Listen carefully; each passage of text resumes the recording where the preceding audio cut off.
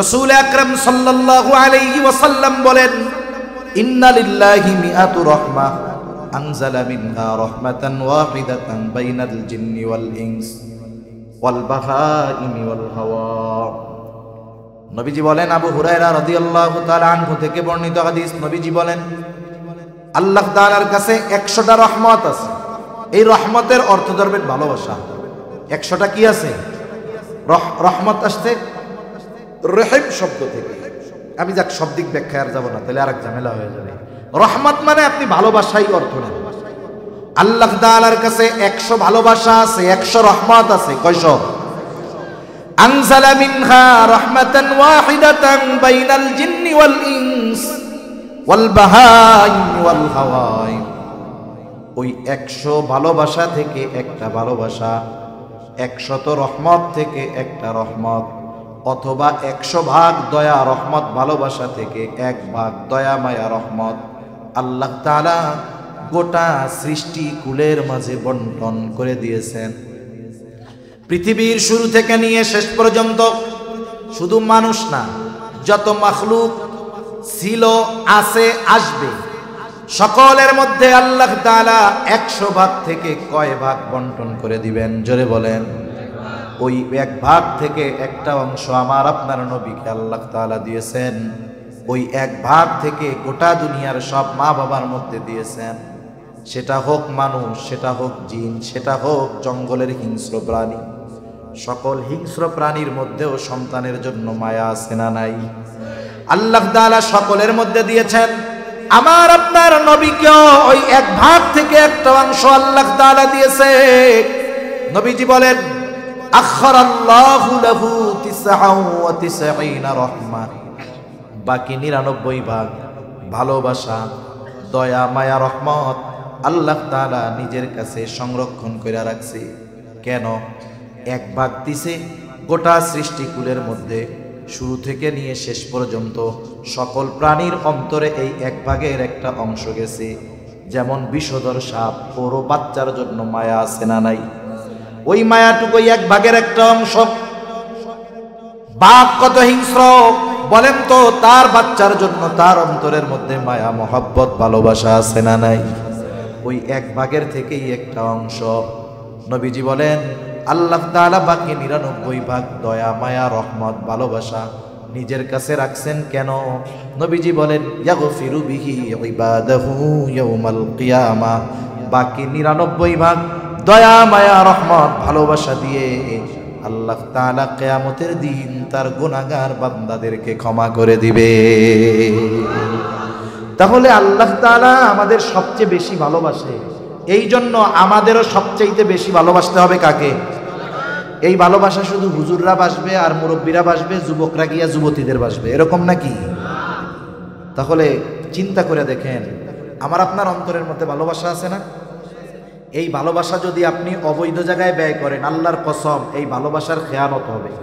কিয়ামতের দিনের জবাব আল্লাহর কাছে দেওয়া লাগবে যে আমি তোর অন্তরে মোহাব্বত দিয়েছিলাম, ভালোবাসা দিয়েছিলাম, তুই অবৈধভাবে ভালোবাসা ব্যয় করেছিস, অথচ আমি আল্লাহ এবং আমার রাসূলের প্রতি তোর ভালোবাসা ছিল না। তুই খেয়ানত কেন? ঠিকানা জাহান্নামে যা। ভালোবাসা শব্দটা ভালো, কিন্তু ভালোবাসার ব্যবহার সব জায়গা করলে ওই ভালোবাসা আর ভালো থাকে না। এই ভালোবাসার ব্যবহার ঈমানের ক্ষেত্রেও আছে, আবার এই ভালোবাসার কারণে বেঈমান জাহান্নামী হওয়া লাগতে পারে। ঠিক কিনা বলেন? এখন বিষয় হলো, ভালোবাসা তো ভালো জিনিস, আমরা ইমানদার, আমরা বুঝদার, বুঝমান, আমাদের উচিত এই ভালোবাসাকে এমন জায়গায় ব্যবহার করা যেখানে ভালোবাসা রাখলে, থাকলে দুনিয়া আখেরাত উভয় জাহান কামিয়াব হবে। ঠিক কিনা বলেন? আমি সেই ভালোবাসা নিয়েই কিছু কথা আপনাদের খেদমতে বলবো। তবে এ ভালোবাসা দুনিয়ার কোনো সাধারণ ভালোবাসা নয়, বরং এ ভালোবাসা হলো ঈমান সম্পৃক্ত ভালোবাসা। যে ভালোবাসার কথা বলবো সেই ভালোবাসা না বাসলে ঈমান থাকবে না, আর ওই ভালোবাসার ব্যাপারে মানা করব যেই ভালোবাসা বাসলে ঈমান থাকবে না। এক ভালোবাসা না বাসলে ঈমান থাকবে না, আর এক ভালোবাসার নাম দিয়ে যা করা হয় তাতে ঈমান থাকবে না। কথা বুঝতে পারছেন?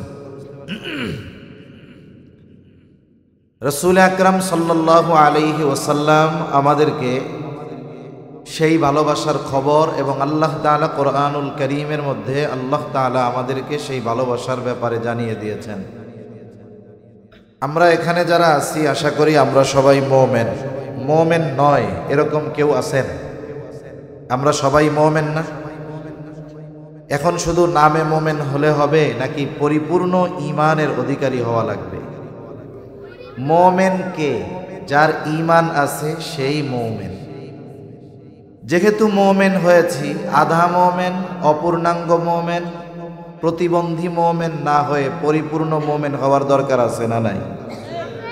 তাহলে ঈমানকে কামেল করতে হলে, পরিপূর্ণ করতে হলে ভালোবাসার দরকার। ভালোবাসা ছাড়া ঈমান পরিপূর্ণ হয় না। আরেকটা বিষয় হলো, ভালোবাসা কিন্তু ভালো একটা শব্দ। অনেক সময় শব্দ ব্যবহারের কারণে ওই শব্দ গালিতে পরিণত হয়ে যায়। যেমন একটা সময়, আজ থেকে 25-30 বছর আগেও, যখন কেউ তার ওয়াইফের, স্ত্রীর ছোট ভাইকে সাথে নিয়ে যাইতো কোথাও, কেউ যদি জিজ্ঞাসা করতো এটাকে, স্বাভাবিকভাবেই বলতো এটা হলো আমার শালা। 30 বছর আগে এটারে কেউ গালি মনে করতো না, কিন্তু এখন যদি শালা কয় এতে মাইন্ড করে। ঠিক কিনা বলেন? আর কারোর সাথে কারো দ্বন্দ্ব হইলে শুরুই হয় মোটামুটি ওই শব্দ দিয়া। তাহলে বোঝা গেল এই শব্দটার অপব্যবহারের কারণে শব্দটা আর তার নির্দিষ্ট জায়গায় নাই, বরং এটা এখন একটা গালি হয়ে গেছে। ঠিক কিনা গণ? ভালোবাসা ভালো একটা শব্দ, কিন্তু এটা যদি যথাযথ স্থানে যথাযথ সময় ব্যবহার না করা হয়, তাহলে এই ভালোবাসার কথা, শব্দটা উচ্চারণ করতে মানুষের লজ্জা লাগবে। এজন্য আমাদেরও উচিত এই শব্দটাকে খারাপ লোকদের খারাপ কর্ম থেকে বাঁচানোর দরকার। ঠিক কিনা? বাঁচিয়ে এই শব্দটাকে ভালো জায়গায় ব্যবহার করা দরকার। ঠিক কিনা বলেন? ভালোবাসার আরবি শব্দ হলো হুব্বুন। আল্লাহ তাআলা কোরআনুল কারীমের মধ্যে এই শব্দ ব্যবহার করছে। রাসূল আকরাম সাল্লাল্লাহু আলাইহি ওয়াসাল্লাম হাদিসের মধ্যে অনেক এই শব্দটার ব্যবহার আছে। যেহেতু আমরা মুমিন, আর একটা মুমিন পরিপূর্ণ মুমিন হয় ভালোবাসার মাধ্যমে। কিসের মাধ্যমে? জোরে বলেন, কিসের মাধ্যমে? ভালোবাসার মাধ্যমে একটা মুমিন পরিপূর্ণ ঈমানের অধিকারী হতে পারে, তার ঈমান কামেল হয়। তবে এই ভালোবাসা দুনিয়ার কোনো মানুষকে ভালোবাসার মাধ্যমে নয়। এই ভালোবাসা আল্লাহ তাআলাকে বাসার মাধ্যমে একটা মানুষ পরিপূর্ণ ঈমানের অধিকারী হতে পারে। আল্লাহ সুবহানাহু ওয়া তাআলা ও কোরআনুল কারীমের মধ্যে আল্লাহর প্রতি মুমিনের ভালোবাসা কেমন হবে? আল্লাহ রাব্বুল আলামিন বলেন, ওয়াল্লাযীনা আমানু আশাদ্দু হুব্বাল লিল্লাহ। যারা ঈমানদার, আল্লাহর জন্য তাদের ভালোবাসা হবে সুদৃঢ় ভালোবাসা।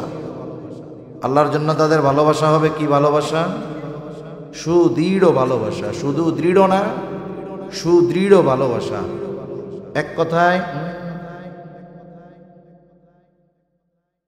এক কথায় আল্লাহ তাআলাকে মুমিন এমনভাবে ভালোবাসবে, আল্লাহ তাআলার জন্য যদি তার জীবন উৎসর্গ করতে হয়, ওই মুমিন পিছু হটবে না, পিছপা হবে না। ঠিক কিনা বলেন? আল্লাহর জন্য যদি কিছু করতে হয়, মুমিন পিছু হটবে না। আল্লাহর জন্য যদি কিছু ছাড়তে হয়, তাহলে মুমিন এটা ছাড়তে দ্বিধাবোধ করবে না। রাসূল আকরাম সাল্লাল্লাহু আলাইহি ওয়াসাল্লাম কার ঈমান পরিপূর্ণ তথা কার আল্লাহ তাআলার প্রতি সুদৃঢ় ভালোবাসা আছে, এ বিষয়টা আমরা কেমনে বুঝতে পারবো? যেন বুঝতে পারি এই দিক নির্দেশনা, এই সলিউশন, এই সমাধান রাসূলুল্লাহ সাল্লাল্লাহু আলাইহি ওয়াসাল্লাম আমাদেরকে দিয়ে দিয়েছেন। সুবহানাল্লাহ বলেন। এখন আসেন, প্রথমে একটা জিনিস মনে রাখবো, আল্লাহকে মুমিন ভালোবাসে সর্বোচ্চ, সুদৃঢ়। আর সর্বোচ্চ ভালোবাসা আল্লাহ তাআলাকে বাসা হবে তখন ওই ব্যক্তির ঈমান পূর্ণ হবে যখন। কথা বুঝতে পারছেন? তাহলে যার ঈমান পূর্ণ সে সবচাইতে বেশি ভালো কাকে বাসে? এখন কার ঈমান পরিপূর্ণ এটাও তো বোঝার দরকার আছে। কথা কি বুঝেন নাকি? সজাগ আছেন তো? নারায়ে তাকবীর। আমার আগে তো একজন জুয়ান মানুষ বয়ান করছে, মনে করেন সে শক্তি দিয়া কথা বলছে, মোটামুটি আপনাদেরকে তাজা রাখছে। আর আমার দেহটাও দেখাই তো বুঝেন, পোল্ট্রি মুরগি মোটা হয় বেশি, দেশি মুরগি বেশি মোটা সোটা হয় না, কিন্তু কি মজবুত। পোল্ট্রি মুরগির ওই দেশি মুরগির রান দিয়া পোল্ট্রি মুরগিরে বাড়ি মারলে পোল্ট্রি মুরগি নিহত হয়ে যাবে। এখন উনি তো শক্তি টক্তি দিয়া বলছে, কিন্তু আপনারা একটু জবাব দিয়ে সজাগ থেকে আমারে একটু তাজা রাখতে হবে, বলা যাবে না ইনশাআল্লাহ? তাহলে আল্লাহ তাআলাকে সুদৃঢ় ভালোবাসে সে যার ঈমান পরিপূর্ণ। এখন কথা হইল ঈমান কার পরিপূর্ণ, কেমনে বুঝবো? ক্বালা রাসূলুল্লাহ সাল্লাল্লাহু আলাইহি ওয়াসাল্লাম মান আহাব্বা লিল্লাহ ওয়া আবগাদা লিল্লাহ ওয়া মানাআ লিল্লাহি ওয়া আ'তা লিল্লাহ ফাকাদ ইসতাকমালাল ঈমান। রাসূল আকরাম সাল্লাল্লাহু আলাইহি ওয়াসাল্লাম বলেন, মান আহাব্বা লিল্লাহ, যে ভালোবাসে আল্লাহ তাআলার জন্য, তার মানে সে যাকেই ভালোবাসবে এই ভালোবাসা হবে আল্লাহ তাআলার সন্তুষ্টির জন্য। দুনিয়াতে ভালোবাসা দুই ধরনের, একটা হলো বৈধ ভালোবাসা আর একটা হলো অবৈধ ভালোবাসা। আসেন, যেহেতু 14ই ফেব্রুয়ারি এটা অবৈধ ভালোবাসাকে কেন্দ্র করে এই দিবসের সূচনা হয়েছে। অবৈধ ভালোবাসা কোনটা? অবৈধ ভালোবাসা হলো একটা যুবক যুবতীর মধ্যে যেই বিবাহ বহির্ভূত সম্পর্ক, যুবক বলে আমি তাকে ভালোবাসি, সেও বলে আমি ওকে ভালোবাসি। এই ভালোবাসা যত গভীর হোক, বলেন তো এই ভালোবাসা বৈধ নাকি অবৈধ? এই ধরনের যত ভালোবাসা আছে সব ভালোবাসাগুলো অবৈধ ভালোবাসা। অবৈধ ভালোবাসা আল্লাহর সন্তুষ্টির জন্য বাসা যায় না। কোন যুবক যদি কোনো যুবতীকে বলে যার সাথে তার বিবাহের সম্পর্ক নাই, ভাইও নয়, বোনও নয়, মা বাবাও নয়, ছেলেও নয়, স্বামীও নয়, স্ত্রীও নয়, এই যুবক যদি ওই যুবতীকে বলে আমি তোমারে আল্লাহর জন্য ভালোবাসি, ও যদি মনে করে এই যুবতীকে ভালোবাসলে আল্লাহ খুশি হবে, আমি বলি খুশি হবে না, বরং তোর ঈমানটা চলে যাবে। অবৈধ ভালোবাসা আল্লাহর সন্তুষ্টির জন্য বাসা যায় না। এখন বলেন, পান করার সময় কার নামে পান করতে হয়? বিসমিল্লাহ বলে পান করতে হয়। এখন বলেন তো, কেউ যদি ইচ্ছা করে বুঝে শুনে বিসমিল্লাহ কইয়া মদ পান করে, ঈমান থাকবে কি থাকবে না? ঈমান চলে যাবে। যেই ভালোবাসা শরীয়ত বলে হারাম, যেই ভালোবাসা শরীয়ত নিষিদ্ধ করেছে, এমন কোনো ভালোবাসা আল্লাহর সন্তুষ্টির জন্য বাসা যায় না। যদি কেউ বাসে তাহলে তার ঈমান থাকে না। এজন্য এক নম্বরে আমাদেরকে সকল প্রকার অনৈতিক ভালোবাসা থেকে বেঁচে থাকতে হবে। একটা ছেলে একটা মেয়েকে ভালোবাসতে পারবে না। পারবে কখন? যখন সম্পর্ক হবে শরীয়তের নীতিমালায় এই ভালোবাসা বৈধ হওয়ার একটা সম্পর্ক যখন তার মধ্যে হবে, তখন ভালোবাসলে সওয়াব আছে। এমনি সওয়াব নাই, বরং ঈমান যাওয়ার আশঙ্কা আছে। ঠিক কিনা বলেন? তাহলে আল্লাহর জন্য ভালোবাসতে হয় বৈধ ভালোবাসা। বৈধ ভালোবাসা কোনটা? বাবার প্রতি মায়ের ভালোবাসা, মার প্রতি সন্তানের ভালোবাসা, মেয়ের প্রতি মার ভালোবাসা, ভাইয়ের প্রতি বোনের ভালোবাসা, এক মুমিন ভাইয়ের প্রতি আর এক মুমিন ভাইয়ের ভালোবাসা। এই সব ভালোবাসাগুলো বৈধ ভালোবাসা। তবে এই বৈধ ভালোবাসাগুলো দুনিয়ায় মানুষ সম্পর্কের কারণেও বাসে। যেমন দুনিয়াতে যত ধর্ম আছে, যত মানুষ আছে, প্রত্যেকটা মানুষ যিনি বিবাহিত তিনি তার স্ত্রীকে ভালোবাসেন, যার সন্তান আছে সন্তানকে ভালোবাসে। আপনি যদি তাদের জিজ্ঞাসা করেন কেন আপনি আপনার ছেলেটারে ভালোবাসেন, বলে আমার সাথে ওর সাথে রক্তের সম্পর্ক, ভালো কেন বাসবো না? ঠিক কিনা বলেন? তাহলে দুনিয়ার মানুষ অধিকাংশ সম্পর্কের কারণে ভালোবাসে, যদিও ভালোবাসাটা বৈধ। তবে যদি একটু ভালোবাসাটা একটু পরিবর্তন করত, মুমিন সে তো আরেক মুমিনকে যদি মোহাব্বত করে আল্লাহর জন্য যদি করে, সেটাও তার ইবাদত হয়ে যায়। স্বামী স্ত্রীকে ভালোবাসবে, শর্ত হলো বলবে যে দেখো তুমি আমার স্ত্রী, তুমি আমার স্বামী, তোমাকে আমি শুধু সম্পর্কের কারণে ভালোবাসি তা নয়, বরং তোমাকে আমি ভালোবাসি আল্লাহ তাআলার সন্তুষ্টির জন্য।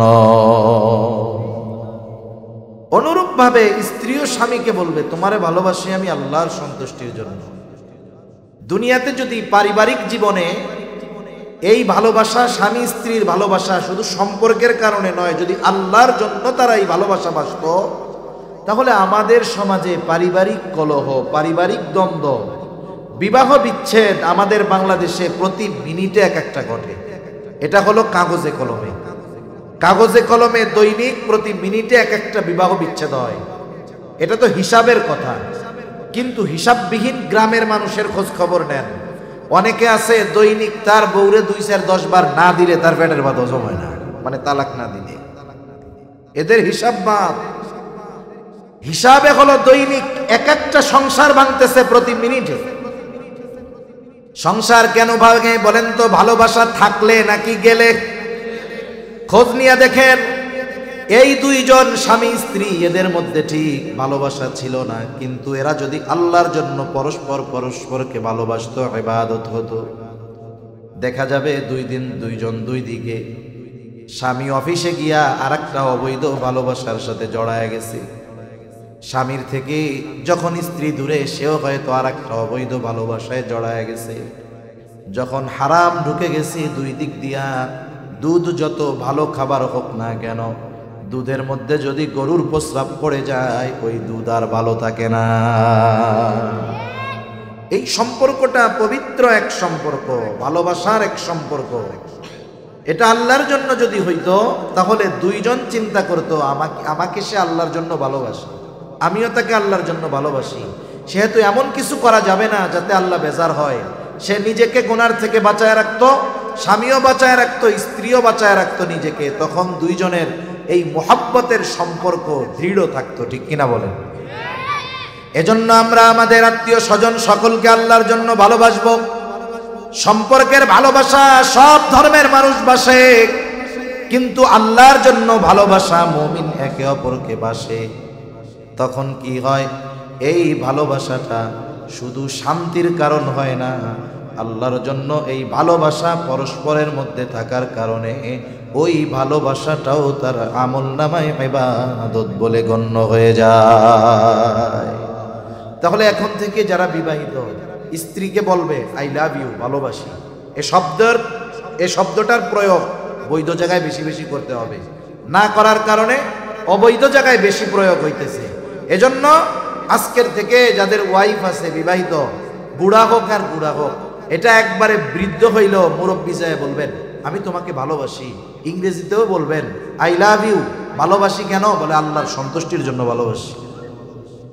কথা বুঝেন নাই?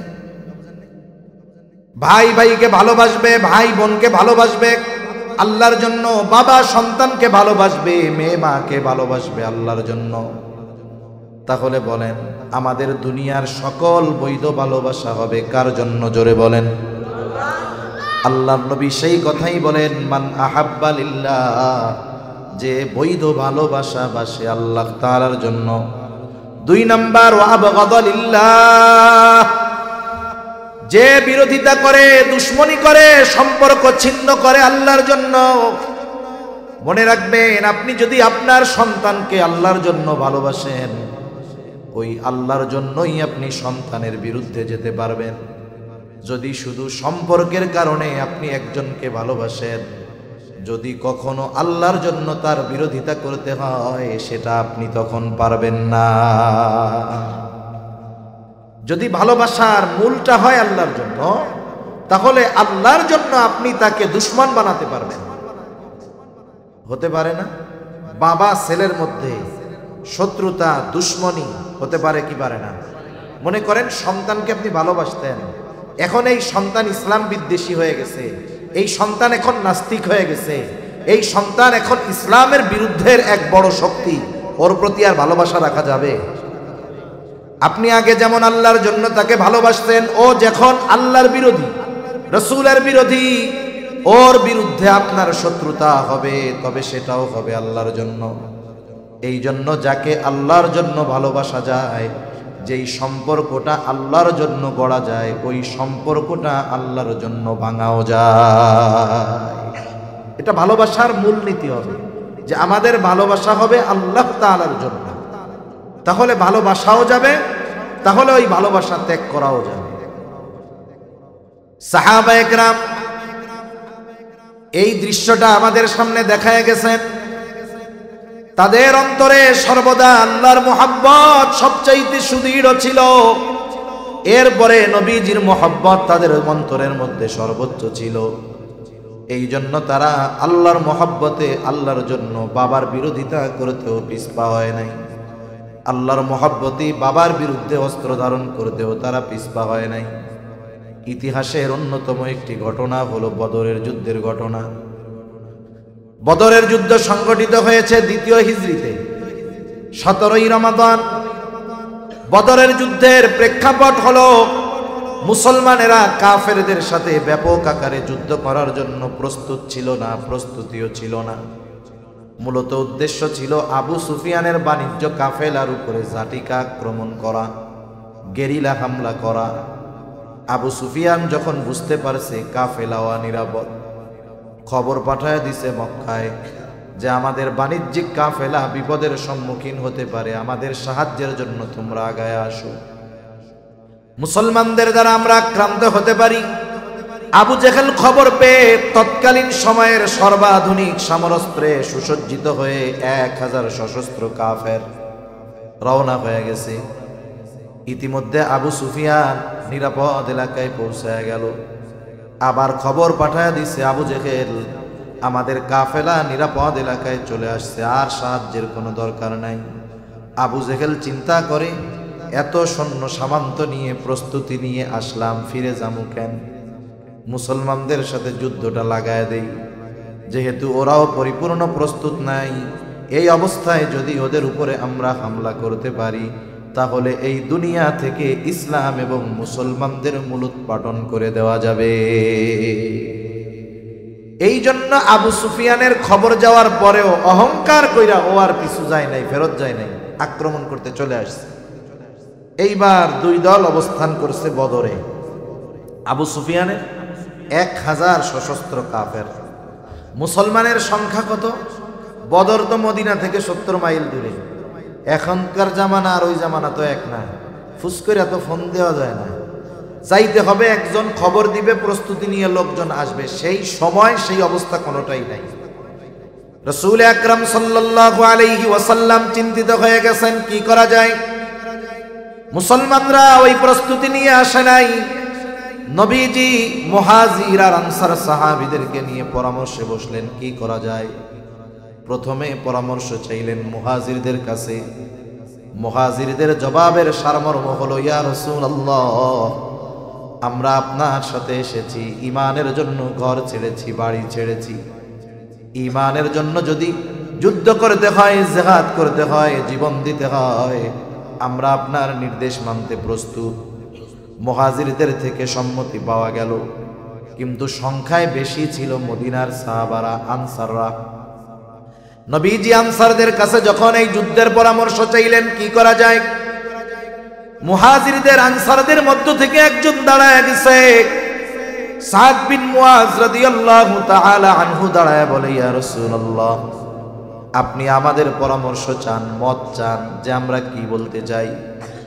রাসূল, আপনি শুনে নেন, আপনি যদি আমাদের সবাইকে সমুদ্রের পাড়ে দাঁড় করায়া দেন, আর যদি নির্দেশ দেন তোমরা সবাই সমুদ্রের বুকে ঝাঁপায় পড়ো, ইয়া রাসূলুল্লাহ, আপনি এই নির্দেশ দেওয়ার পরে তাকায় দেখবেন আপনার নির্দেশের পর একটা মানুষও সমুদ্রের তীরে দাঁড়ায়া থাকবে না। আপনি অনুমতি চাইতেছেন, আমরা তো আপনার আদেশ মানার জন্য প্রস্তুত। কোনো কারণও জিজ্ঞাসা করব না, কেন সমুদ্রে ঝাঁপায় পড়তে বলতেছেন। আপনি শুধু বলবেন আর আমরা ঝাঁপায় পড়বো, তাকায় দেখবেন একজনও দাঁড়ায় নাই। আর একজন বলে, ইয়া রাসূলুল্লাহ, আপনি এত চিন্তা করেন কেন? আমরা আপনার সামনে পেছনে ডানে বামে চতুর্দিকে অবস্থান নিয়ে কাফেরদের বিরুদ্ধে যুদ্ধ করব। আমরা এমন ভাবে যুদ্ধ করব, আপনি আমাদের যুদ্ধ দেখে খুশি হয়ে যাবেন। নবীজি বাছাই করে পাইলেন 313 জন। 313 জনের কাছে 313টা অস্ত্র নাই। যুদ্ধের ময়দানে প্রাইমারি কিছু আর্মস আছে যেটা সব সৈন্যের কাছে থাকবে, এটা কমন। তৎকালীন সময়ের যুদ্ধ জেহাদের মধ্যে তলোয়ার এটা হলো প্রাথমিক এক অস্ত্র, অথচ এই তলোয়ার আছে 100টা, লোকের সংখ্যা হলো 313 জন। 313 জনের কাছে 313টা তলোয়ার নাই। প্রচন্ড গরম, রোজা রেখে প্রথম বছর রোজা ফরজ হয়েছে, প্রচন্ড গরমের সময় রোজা ফরজ হয়েছে। রোজা রেখে কারো পায়ের মধ্যে জুতা নাই, সকলের কাছে চড়ার মতো বাহন নাই, পায়ে হেঁটে, কারো হাতের মধ্যে পাথর, কারো হাতের মধ্যে লাঠি। এই গড়ে নিরস্ত্র 313 জন মানুষ তৎকালীন সময়ের 1000 কাফেরের বিরুদ্ধে যুদ্ধ করার জন্য ময়দানে হাজির হয়ে গেছে। যদিও তাদের সংখ্যা 313, অস্ত্রবিহীন, কিন্তু এই 313 জনের ঈমান এত পাওয়ারফুল ছিল যে গোটা দুনিয়াও যদি ওই 313 জনের সামনে এসে দাঁড়িয়ে যেত, ওই গোটা দুনিয়ার সব শক্তির বিরুদ্ধে ওই 313 জন যথেষ্ট হয়ে যাইত। কারণ তাদের ঈমান ছিল পরিপূর্ণ। 313 জন গেছে। এই 313 জনের মধ্যে একজনের নাম হলো আবু উবাইদা ইবনুল জাররাহ রাদিয়াল্লাহু তাআলা আনহু। আবু উবাইদা ইবনুল জাররাহ যুদ্ধের ময়দানে গেছে। ওনার নাম হলো আবু উবাইদা, বাবার নাম হলো জাররাহ। আবু উবাইদা জান্নাতের স্পেশাল সুসংবাদ প্রাপ্ত 10 জনের একজন। আমরা অনেক সময় মনে করি, শুধুমাত্র মনে হয় 10 জনের ব্যাপারেই জান্নাতের সংবাদ আল্লাহ দিছে। না, মূলত এই 10 জনের জন্য স্পেশাল ভাবে আল্লাহ তাআলা জানিয়েছেন। তবে যত সাহাবা একরাম আছে সকলের ব্যাপারে আল্লাহ তাআলার ঘোষণা হলো রাদিয়াল্লাহু আনহুম। যত সাহাবা একরাম আছে আল্লাহ তাআলা বলেন, আমি সবার উপরে রাজি খুশি সন্তুষ্ট। আল্লাহ তাআলা যাদের উপরে রাজি খুশি সন্তুষ্ট হওয়ার ঘোষণা দিয়েছেন এরা জান্নাতি, এটা বোঝার কোনো কষ্ট হওয়ার কথা না। এখন এই আবু উবাইদা যুদ্ধের ময়দানে গেছে। আবু উবাইদা মুমিন, ওর বাবা জাররাহ কাফের। আর আবু উবাইদাকে জান্নাতের স্পেশাল সুসংবাদ প্রাপ্ত 10 জন। যেমন অনেক সময় বিদেশ সফরে যায় না মানুষ, বিদেশ সফরে বড় বড় যেই বিমানগুলো, বোয়িং বা এয়ারবাসের বড় বড় বিমান, 500, 700, 800 মানুষ ধরে, ওই বিমানগুলোর ভিতরে ওই বিমানের গন্তব্য, ওই বিমানে যারা আছে মধ্যে সবার গন্তব্য এক জায়গায়, ঠিক না? কিন্তু ওই বিমানের মধ্যে স্তর বিন্যাস থাকে, সিটের ভাগ থাকে। কিছু থাকে বিজনেস ক্লাস, কিছু থাকে রয়্যাল ক্লাস, আর কিছু থাকে ইকোনমি ক্লাস। যাত্রী সব এক জায়গায় যাবে, কিন্তু সবচাইতে ভিআইপি কারা? যারা বিজনেস ক্লাসে থাকে। এদের জন্য ব্যবস্থাপনা ভিন্ন, এদের সিটটা ভিন্ন, এদের নাস্তা ভিন্ন, এদের জন্য টেক কেয়ারের ব্যবস্থা ভিন্ন, কিন্তু গন্তব্য তো সবার এক জায়গায়, ঠিক কিনা বলেন? নাকি এই 10 জনের চেয়ার টেয়ার ভালো বইলা এনাগোলাইগা আলাদা ব্যবস্থা আছে, ওনারা ওনাদের বাড়ির উপরে বিমান দাঁড়াবে, ওনাদেরকে ওই জায়গায় নামাই দেবে, এমন নাকি? সবাই এক জায়গায় যাবে, এক জায়গায় নামবে, গন্তব্য এক জায়গার, একই বিমানের, কিন্তু তফাৎ কি? কিছু আছে হলো বিজনেস ক্লাসের আর কিছু আছে ইকোনমি ক্লাসের। তাতে কি, সব এক জায়গায় তো যাবে। এই বিজনেস ক্লাস এদের মর্যাদা বেশি, একটু পাওয়ার বেশি, সম্মান বেশি। জান্নাতের সুসংবাদ প্রাপ্ত 10 জন, বাকি সবারও গন্তব্য এক, কিন্তু এই 10 জনের একটু স্পেশালিটি বেশি। আবু উবাইদা যুদ্ধের ময়দানে গিয়া দেখে, তাকায়া তার বাবা জাররাহ কাফের, কাফেরদের পক্ষে যুদ্ধ করার জন্য আসছে আবু উবাইদার বাবা। বাবা যদিও কাফের হয়, ইসলাম কখনো বলে না যে বাবা কাফের হইলে বাবার সাথে খারাপ আচরণ করবা, ভালো ব্যবহার করবা না। বরং ইসলাম এটা বলে তোমার বাবা যদি কাফের হয় ওই বাবার সাথে খারাপ আচরণ করবা না, বরং ওই কাফের বাবার সাথেও তোমরা সদাচরণ করবা। ইসলাম কখনো বাবা যদি কাফের হয় কারো, ওই কাফের বাবার সাথে ইসলাম কখনো খারাপ আচরণ করতে বলে না, বরং ইসলাম বলে ওই কাফের বাবার সাথেও কি করবা? সদাচরণ করবা, ভালো ব্যবহার। আসমা বিনতে আবি বকর রাদিয়াল্লাহু তাআলা উনি আসছে নবীজির কাছে, এসে বলে ইয়া রাসূলুল্লাহ, আমার মা একজন মুশরিকা, আপনারে পছন্দ করে না, দেখতে পারে না। নবীজিকে বলতে চাইছে কি, আমার মা একজন মুশরিকা, উনি আপনাকে খুব অপছন্দ করে, দেখতে পারে না আপনারে। উনি মাঝে মধ্যে আমার কাছে আসে, আমার মা যদিও, আমি ওনার সাথে কেমন আচরণ করব? আমরা হইলে কইতাম আমারে দেখতে পারে না, আসলে লাঠি দিয়ে ফিডাইয়ে ঘরের থেকে বের করে দিবি। নবীজি কি বললেন? যখন আসবে তুমি তার সাথে উত্তম ব্যবহার করবা। সুবহানাল্লাহ বলেন। তাইলে মা যদি বাবা যদি মুশরিকাও হয়, তাদের সাথে ভালো ব্যবহারের নির্দেশ আল্লাহও দিয়েছেন, রাসূলুল্লাহও দিয়েছেন। সুবহানাল্লাহ বলেন। মা মুশরিক, ভালোবাসেন মারে, সমস্যা নেই তো, ভালোবাসা এই জায়গা খাটান।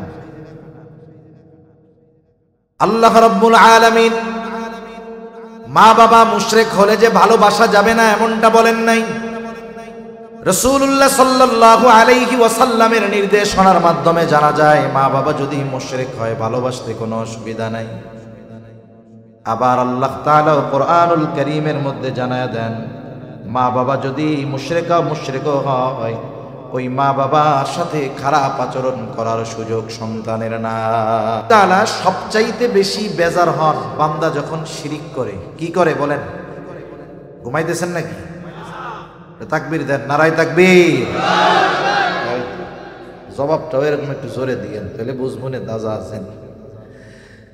আল্লাহ তাআলা সবচাইতে বেশি বেজার হয় বান্দা যখন কি করে বলেন? শিরিক করে, আল্লাহর সমকক্ষ দাঁড় করায়। আল্লাহর সমকক্ষ দাঁড় করায় মানে যেই জিনিসটা দেওয়ার পাওয়ার আল্লাহ, ওই জিনিসটা সে আর একটা মাখলুকের কাছে চায়। আমাদের দেশে তো অনেক সময় তাজাডার কাছে চায়, এও এক ব্যাপার বুঝলাম, কিন্তু অনেক সময় মরাডার কাছে গিয়াও চায়। মানে বুঝেন নাই? মাজারে গিয়া চায়, আছে না নাই? কবরের পাশে গিয়া চায়, আছে না নাই? আরে মাজারওয়ালার কি পোলাপান দেওয়ার ক্ষমতা আছে? ওর যদি থাকতো এই ক্ষমতা, ওই তো নিজেই মরতো না, কমপক্ষে নিজের বাঁচার চেষ্টাটা করত। আল্লাহ তাআলা সবচাইতে বেজার হয় বান্দা যদি আল্লাহর সাথে শিরিক করে। নামাজ না পড়লে বেজার হয়, কিন্তু শিরিক করার মতো বেজার হয় না। শিরিক করলে এত বেজার হয় আল্লাহ যে আল্লাহ তাআলা আমার আপনার নবীজিকে আরশে আজিম পর্যন্ত সফর করিয়েছেন।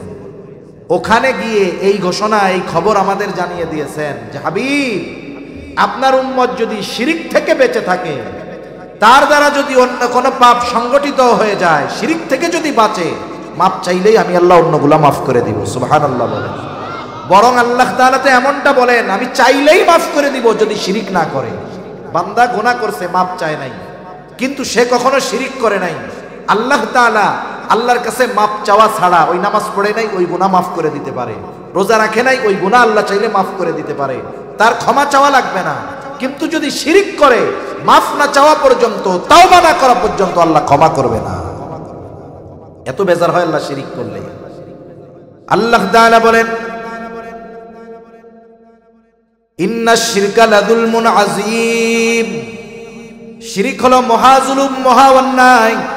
আবার আল্লাহ তাআলা বলেন ইন্নাল্লাহা লা ইয়াগফিরু আন ইউশরাকা বিহি ওয়া ইয়াগফিরু মা দুনা যালিকা লিমান ইয়াশা। আল্লাহ তাআলা শিরকের গুনাহ ক্ষমা করবেন না, তাছাড়া বাকিগুলা উনি চাইলেই করে দিবেন। এবং শিরককে আল্লাহ তাআলা বলেন কি, ইন্নাশ শিরকা লাযুলমুন আযীম, শিরক হলো মহা জুলুম। শিরিক শুধু জুলুম না, শিরিক মহা জুলুম। কি জুলুম বলেন? এখন আসেন একটু জুলুম আর মহা জুলুমের পার্থক্যটা আমরা একটু জানি। কথা যেহেতু আসলো, আপনারা কি কথা বোঝার জন্য বসছেন তো নাকি? একটা হলো মনে করেন অনেকে কথা শোনার জন্য বসে, অনেকে কথা বোঝার জন্য বসে। শোনার জন্য যদি বসে, বুঝের খেয়াল যদি না থাকে, তাইলে শুনতে যদি শ্রুতিমধুর না হয় তাইলে আর ভালো লাগবে না। কিন্তু যে কথা বুঝতে বসেছে, বুঝতে চায় যে হুজুর কি বলে, হুজুরে আনলাম, আমার সময় ব্যয় করে বসলাম, ওনারে সুপায় বসাইলাম, আমরা বালুর উপরে বসলাম, বাসায় দামি খাট থাকার পরেও, সোফা থাকার পরেও নিচে বসে 1.5-2 ঘন্টা সময় ব্যয় করলাম, হুজুর কি বুঝাইলো আমাদের, কি বুঝ নিয়ে বাড়িতে যাব, এই নিয়ত যদি থাকে বুঝার, তাহলে আলহামদুলিল্লাহ ভালো। আর যদি শুধু চিন্তা করেন যে আমার শুনতে ভালো লাগতেছে কিনা, এটা যদি ওটার সাথে কম্পেয়ার করেন তাইলে তো কঠিন হয়ে দাঁড়াবে। আপনারা বুঝবার নিয়তে বসছেন তো।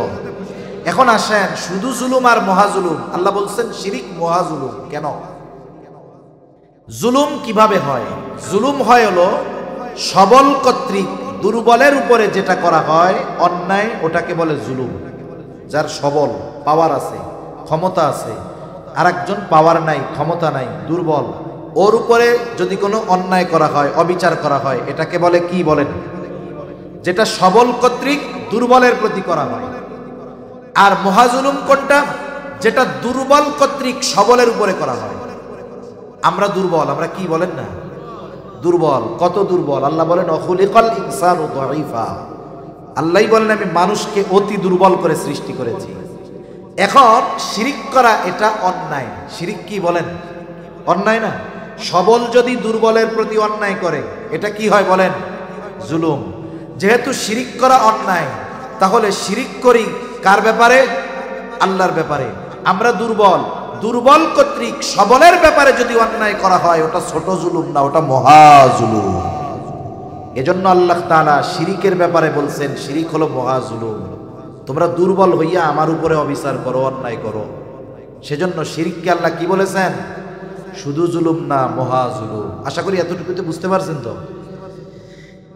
এই শিরিক করলে আল্লাহ তাআলা সবচাইতে বেশি বেজার হয়। এখন ওই শিরক যদি আমাকে আপনাকে কেউ করতে বলে, তার উপরে আল্লাহ বেজার হবে না? আপনি জানেন যখন আপনাদের এইসব অঞ্চলে মারামারি টারামারি হইতো নাকি আগে?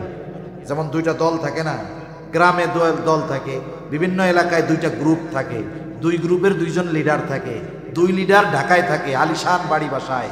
এখন ওই দুই লিডারের অনুপস্থিতিতে ওই এলাকার দুই গ্রুপের মধ্যে মারামারি লেগে গেছে। মারামারি লাগার পরে এক গ্রুপের একজন মারা গেছে। এরকম গ্রুপিং যেই সব এলাকায় আছে, যেই গ্রুপে লোক মারা যায় ওরা মনে মনে কয় আলহামদুলিল্লাহ খুব ভালো হয়েছে, কারণ যেই গ্রুপে লোক মরছে আইনত এরা তখন পাওয়ারফুল হয়ে যায়। আর এক গ্রুপ হত্যাকারী, এদেরকে হত্যা করা হয়েছে। এখন মারামারি গেঞ্জাম যে লাগছে, ওই যে লিডার সে জানেও না, খোঁজ খবরই নাই, সে আছে বিদেশে, ফোন টোন সব বন্ধ, গেছে উমরা করতে। এদিক দিয়া তার লোকরা প্রতিপক্ষকে এমন সাইজ দিছে, একটা মইরাই গেছে। সে তো বিদেশে, ফোন বন্ধ, খোঁজ খবর নাই, জানেও না। এখন যাদের লোক মারা গেছে তারা থানায় গিয়া মামলা দিছে।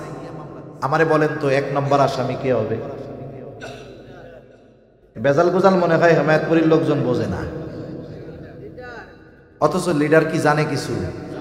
তার মানে বোঝা গেল যে হুকুমদাতা তার নামে মামলা 1 নম্বরে হয়, আর লিডার হইলে হুকুম দেওয়াও লাগবে না, না জানলেও হুকুমদাতা হিসাবে নাম তার হবে। ঠিক কিনা বলেন? তাহলে বোঝা গেল কিছু কিছু ক্ষেত্র বিশেষ এমন আছে যে শিরকের অর্ডার দেয়, তার উপরে আল্লাহ আরো বেশি বেজার হয়।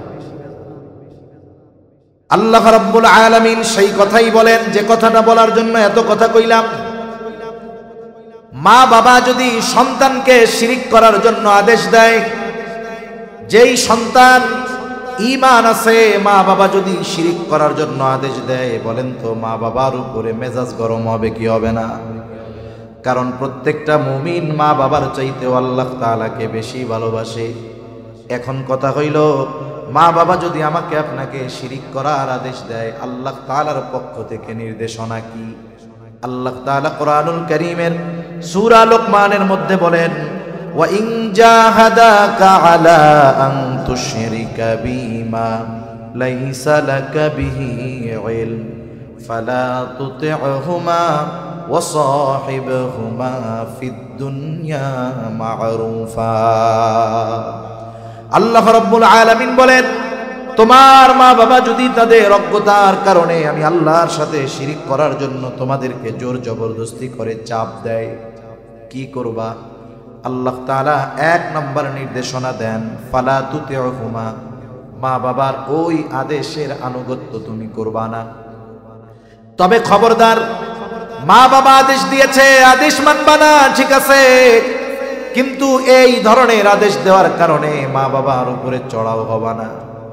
তাদের খানা দানা বন্ধ করে দিবা না, তাদের ওষুধ দেওয়া বন্ধ করে দিবা না, তাদের থেকে ঘর থেকে বাহির করে দিবা না। কি করবা? ওয়াসাহিবহুমা ফিদ দুনিয়া মা'রুফা, এই দুনিয়ার মধ্যেও ওই মা বাবার সাথেও তুমি সদাচরণ করবা। দেখেন, মা বাবা শিরক করতে বললেও তাদের সাথে খারাপ আচরণের সুযোগ নাই। যেহেতু আলোচনার ফাঁকে আসলো বলি, অথচ আমাদের সমাজে অনেক মানুষ আছে যারা বিনা কারণে মা বাবাকে কষ্ট দেয়। তার মানে মা বাবা কাফের হলেও মা বাবাকে কষ্ট দিতে নিষেধ করছেন কে? মা বাবা কাফের হলেও তার খানা দানা বন্ধ করা যাবে না, মা বাবা কাফের হলেও তাদের সাথে খারাপ আচরণ করা যাবে না। কিন্তু আফসোস, আমাদের দেশে দিন যাচ্ছে, আমাদের আগামী প্রজন্ম সহ বর্তমান প্রজন্মের কিছু মানুষ মা বাবার সাথে অসদাচরণ করে, কি করে না? মা বাবাকে বৃদ্ধাশ্রমে পাঠিয়ে দেয়, বাড়িতে রাখলে গোডাউন রুমের মধ্যে থাকতে দেয়, গ্রামের বাড়িতে গোয়াল ঘরের মধ্যে রাখে। এরকম সন্তান তো আলহামদুলিল্লাহ দুনিয়ায় নাই। অথচ দেখেন, যেই মা বাবা শিরিকের আদেশ করলে সেই মা বাবাকে কষ্ট দেওয়া যাবে না, শিরিক থেকে বাঁচতে হবে, কিন্তু এই কারণে তাদের উপরে চড়াও হওয়া যাবে না। সেহেতু ওই মা বাবা কাফের হলেও মা বাবার প্রতি ভালোবাসা রাখার দরকার আছে না নাই? তাহলে যে কথার থেকে গেলাম, আবু উবাইদা বাবারে দেখছে যাররা কাফেরদের পক্ষে যুদ্ধ করার জন্য আসছে।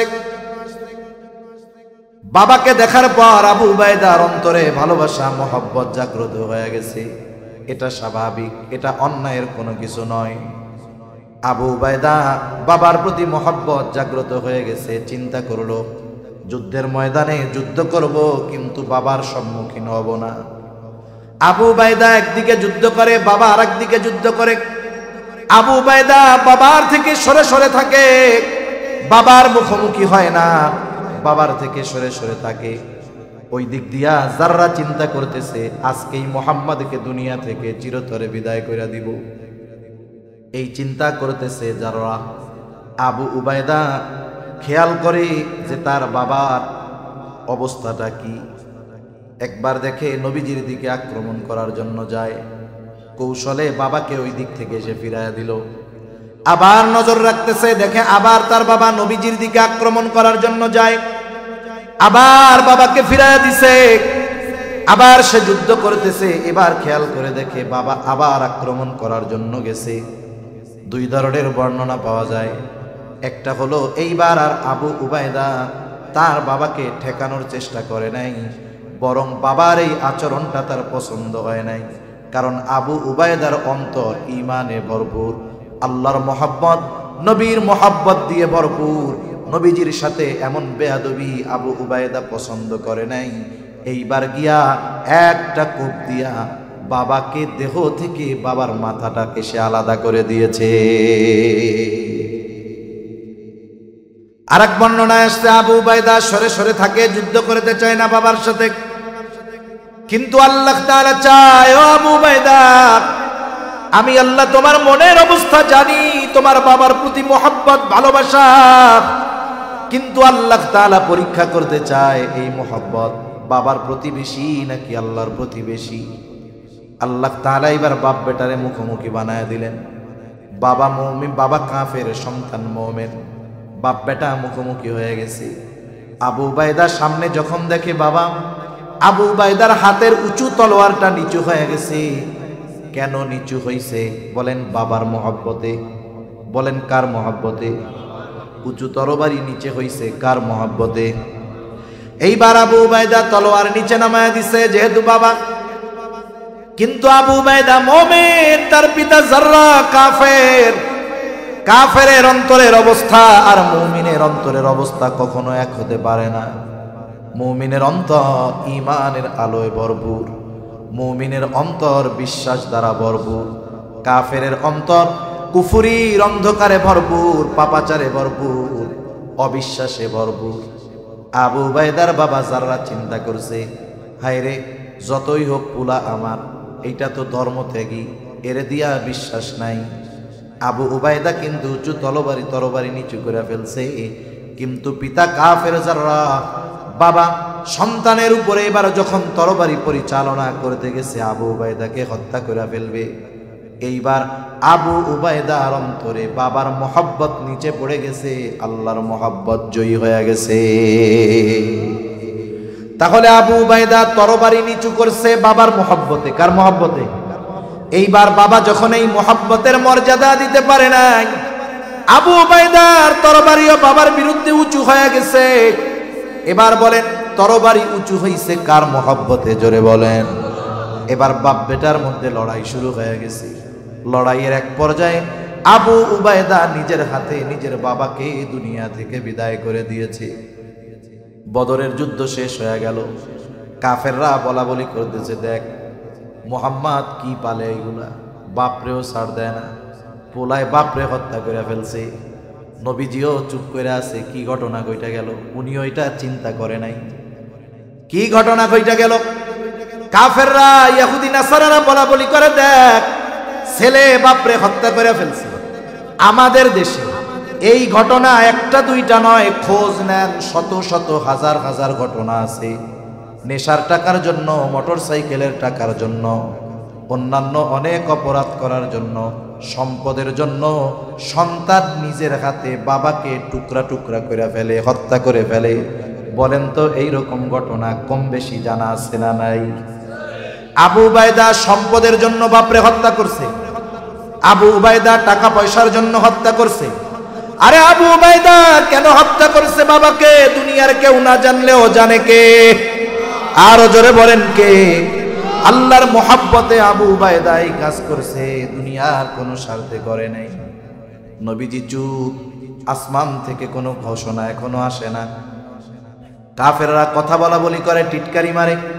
জিবরাইল আলাইহিস সালাতু ওয়াস সালাম এইবার এই ঘটনাকে কেন্দ্র করে ওহী নিয়ে হাজির হয়ে গেলেন।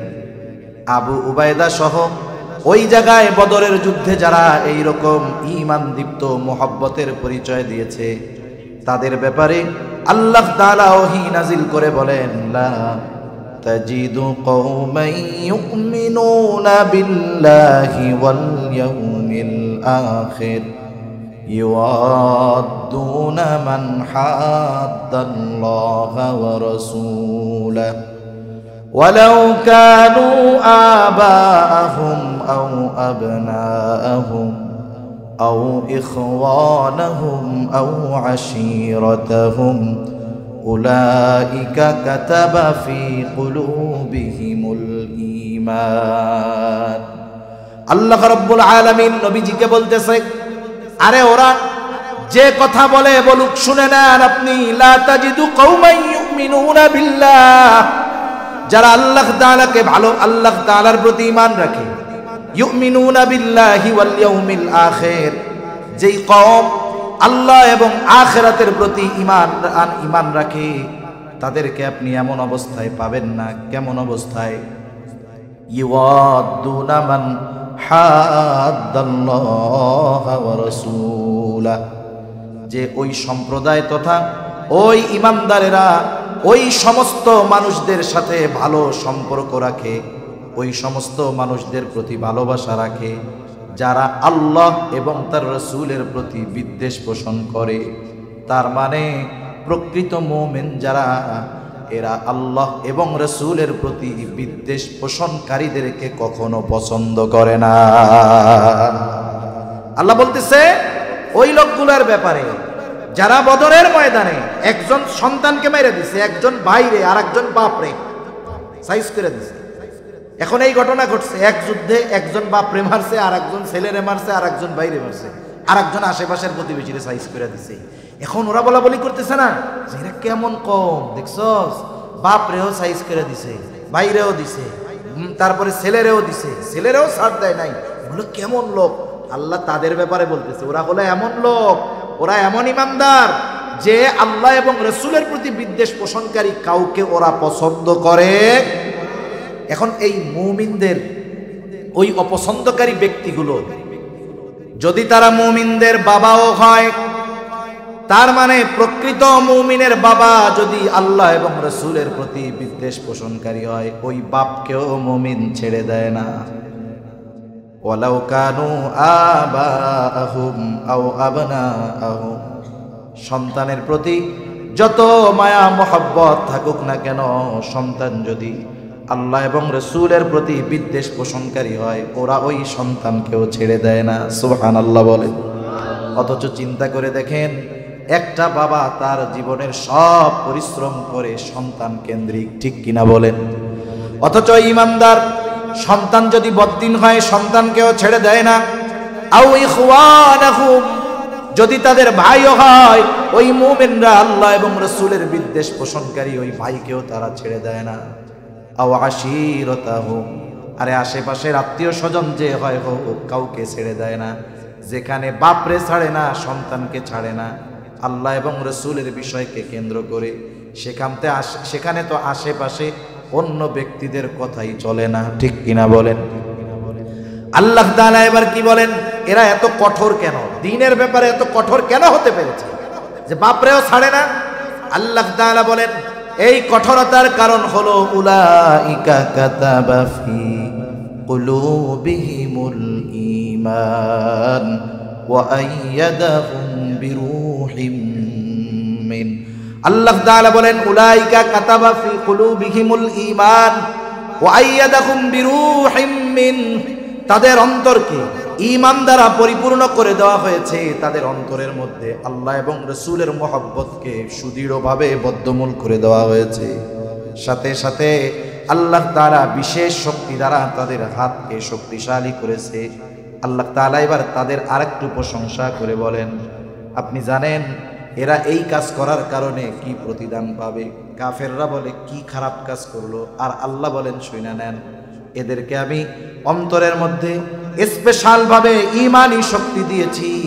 আমি আল্লাহ এবং আপনার প্রতি মহব্বতের কারণে এই পাওয়ার তারা অর্জন করেছে। শুনে নেন, ওয়ায়ুদখিলুহুম জান্নাতিন তাজরি মিন তাহতিহাল আনহার খালিদিনা ফিহা রাদিয়াল্লাহু আনহুম ওয়া রাদু আন।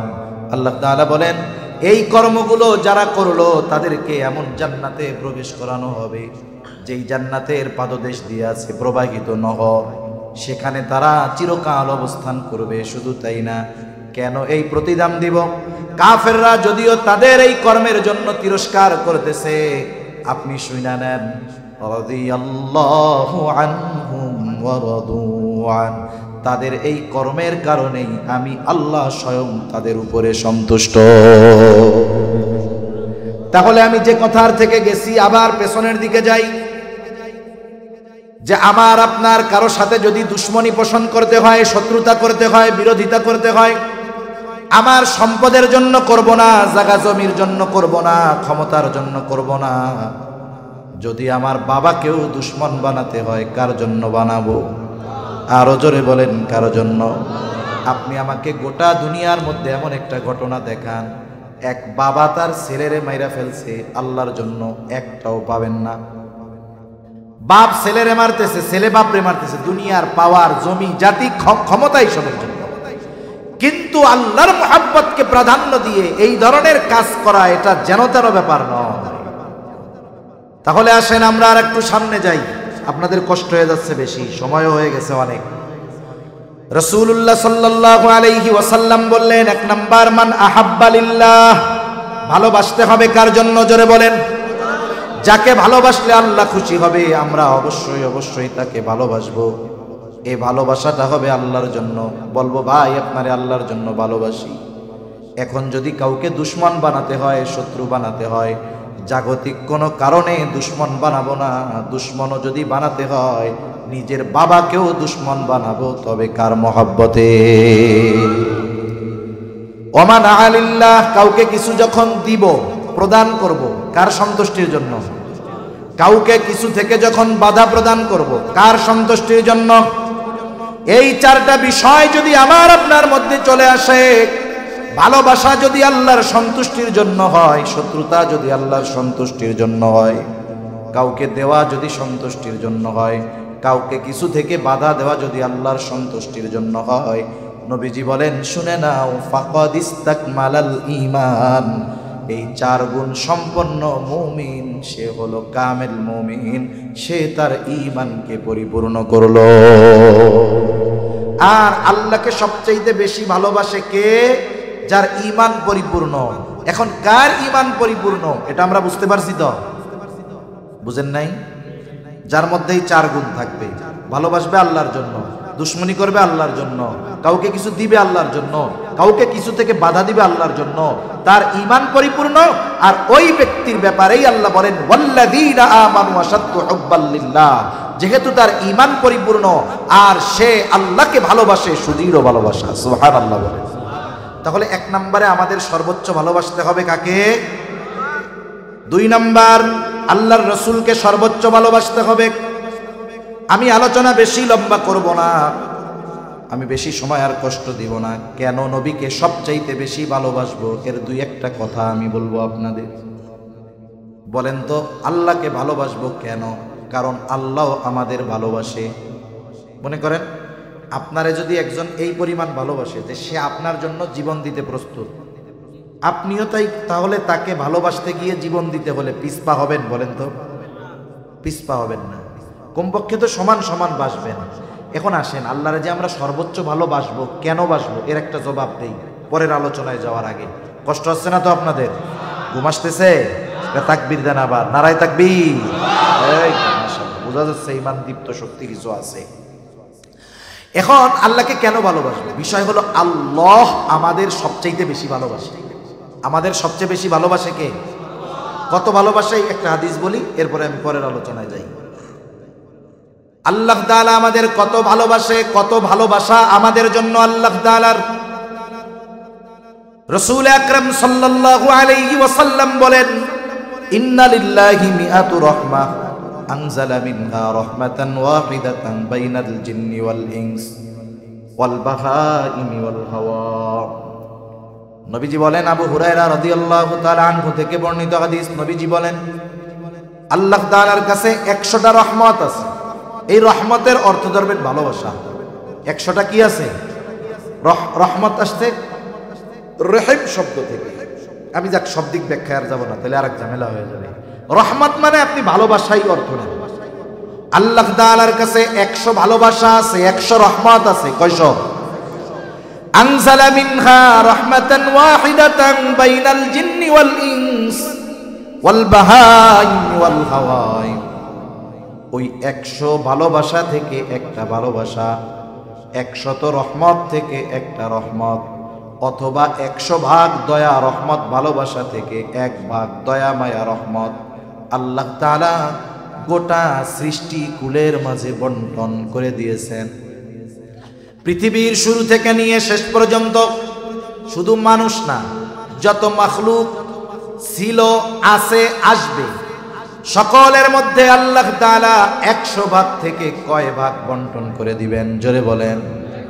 ওই 1 ভাগ থেকে একটা অংশ আমার আপনার নবীকে আল্লাহ তাআলা দিয়েছেন। ওই 1 ভাগ থেকে গোটা দুনিয়ার সব মা বাবার মধ্যে দিয়েছেন। সেটা হোক মানুষ, সেটা হোক জিন, সেটা হোক জঙ্গলের হিংস্র প্রাণী। সকল হিংস্র প্রাণীর মধ্যেও সন্তানের জন্য মায়া আছে না নাই? আল্লাহ তাআলা সকলের মধ্যে দিয়েছেন। আমার আপনার নবীকেও ওই 1 ভাগ থেকে একটা অংশ আল্লাহ তাআলা দিয়েছে।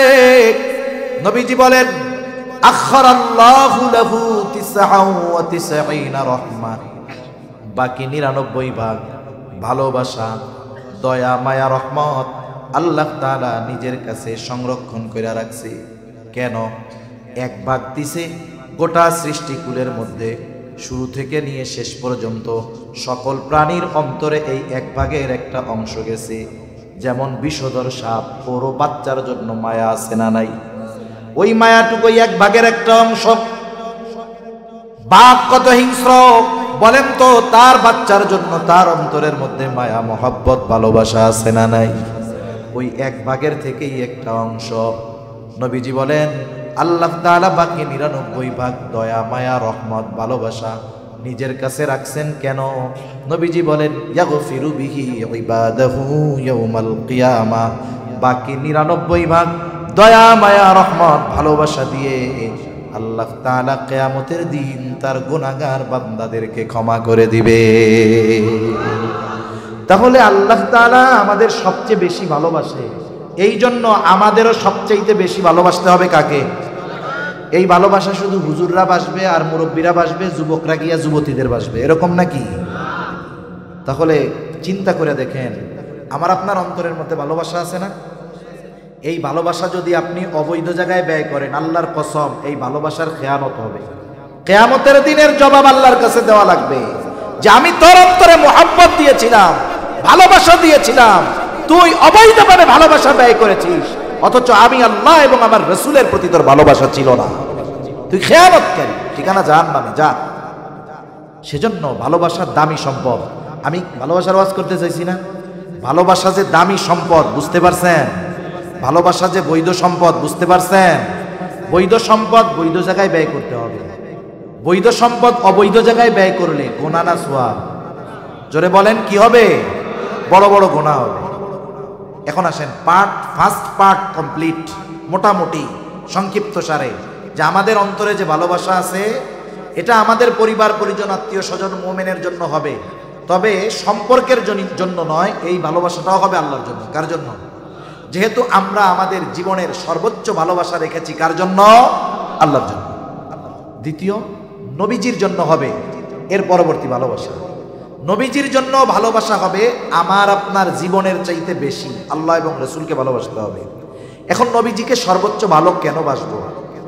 নবীজিকে কেন ভালোবাসবো একটু শুনেন, একটা উদাহরণ দিই, অল্প সময়ের মধ্যে তাহলে শেষ করে দিতে পারবো। এখন আপনাকে একজন মানুষ শুধু বলে ভাই আপনারে খুব ভালোবাসি, কি বলে বলেন? বলে না দোস্ত তোমারে আমি খুব ভালোবাসি, দোস্ত তোমার লাইগে জীবন হতে পড়লে মা জীবন দিয়ে দেয়, মা বাবা জীবন দিয়ে দেয়, কিন্তু কঠিন মুসিবতের দিন যখন মানুষেরা পড়ে যাবে সেই দিন মা সন্তানকে চিনবে না, সন্তান মাকে চিনবে না।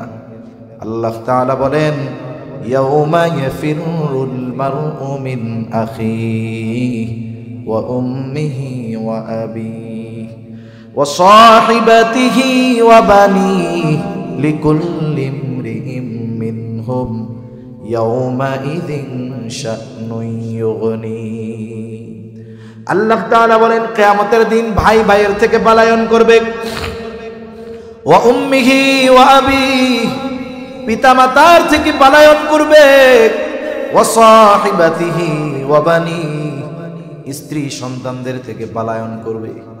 একটু চিন্তা করে দেখেন, দুনিয়ায় ভাই বিপদে পড়লে ভাই দৌড়ায়া যায়, দুনিয়ায় মা বাবা সন্তান যখন বিপদে পড়ে মা বাবা দৌড়ায় আসে, মা বাবার প্রতি সন্তানের কত মহব্বত থাকে, মা বাবা সন্তানের জন্য যদি জীবন দিতে হয় দুনিয়ায় জীবনও দিয়া দেয়।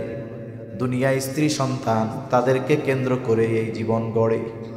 সন্তানের চেহারা দেখলে সারা দিনের ক্লান্তি নিমেষেই দূর হয়ে যায়, কিন্তু কিয়ামতের দিন ওই সন্তান বাবার মুখোমুখি হইতে যাবে না। যেই মা সন্তানের জন্য দুনিয়ায় জীবন দিয়ে দেয় ওই সন্তানের মুখোমুখি মা সেই দিন হতে চাইবে না। আল্লাহ তাআলা বলেন সবাই সবার থেকে পালায়া থাকবে, লুকায়া থাকবে, প্রত্যেকটা মানুষ তার নিজের চিন্তায় বিভোর থাকবে। আল্লাহ তাআলা কোরআনুল কারীমের মধ্যে জানায়া দেন, তাফসীরের মধ্যে আসছে এমনও হবে মানুষেরা এমন করে বলবে, মানুষেরা এরকম বলবে আল্লাহ সারা দুনিয়ার সব মানুষকে জাহান্নামে দিয়ে হলেও আপনি আমাকে আপনি জান্নাতে দিয়া দেন। তাহলে মুসিবতটা কত বড় একটু চিন্তা করে দেখেন। যেই দিন সকলে নাফসি নাফসি নিজের চিন্তায় বিভোর, সেই দিন সকলেই চিন্তিত থাকবে, আমার আপনার নবীজিও চিন্তিত থাকবে। তবে নবীজি নিজের জন্য চিন্তা করবে না, নবীজি তার উম্মতের মাগফিরাতের চিন্তায় থাকবে। সেই দিন মা চিন্তা করবে ছেলেরে জাহান্নামে দিয়ে হলেও আমি যেন জান্নাতে যেতে পারি, আর নবীজি উম্মতের চিন্তায় বিভোর থাকবে। কি করবে নবী সেই দিন? নবীজি আল্লাহ তাআলার কাছে উম্মতের মাগফিরাতে ফরিয়াদ করবে, সুপারিশ করবে। হাদিসের মধ্যে আসছে নবীজি একবার দৌড়িয়ে চলে যাবে হাউজে কাউসারের কাছে। না জানি তার কোন উম্মত হাউজে কাউসার থেকে পানি পান থেকে মাহরুম হয়ে যায়। আর একবার দৌড়ে চলে যাবে পুলসিরাতের কাছে। না জানি তার কোন উম্মত পুলসিরাত পাড়ি দিতে ব্যর্থ হয়ে যায়। নবীজি আর একবার দৌড়ে চলে যাবে জাহান্নামের কাছে। না জানি তার কোন উম্মতকে জাহান্নামে দিয়ে দেওয়া হয়। নবীজি আর একবার দৌড়ে চলে যাবে মিজানের কাছে। না জানি তার কোন উম্মত ওজনে ধরা পড়ে যায়। আবার যখন উম্মতের জন্য সুপারিশ দরকার, আল্লাহ তাআলার কাছে আয়েশা উম্মতের জন্য সুপারিশ করবে। হাদিসের মধ্যে আসছে সব নবী জান্নাত অভিমুখে রওনা হয়ে যাবে, সব নবী জান্নাতের দোরগোড়ায় পৌঁছায়া যাবে, কিন্তু জান্নাতের দরজা বন্ধ, জান্নাতের দরজা খোলা হবে না। জিজ্ঞাসা করবে কি ব্যাপার, জান্নাতের দরজা খোলা হয় না কেন?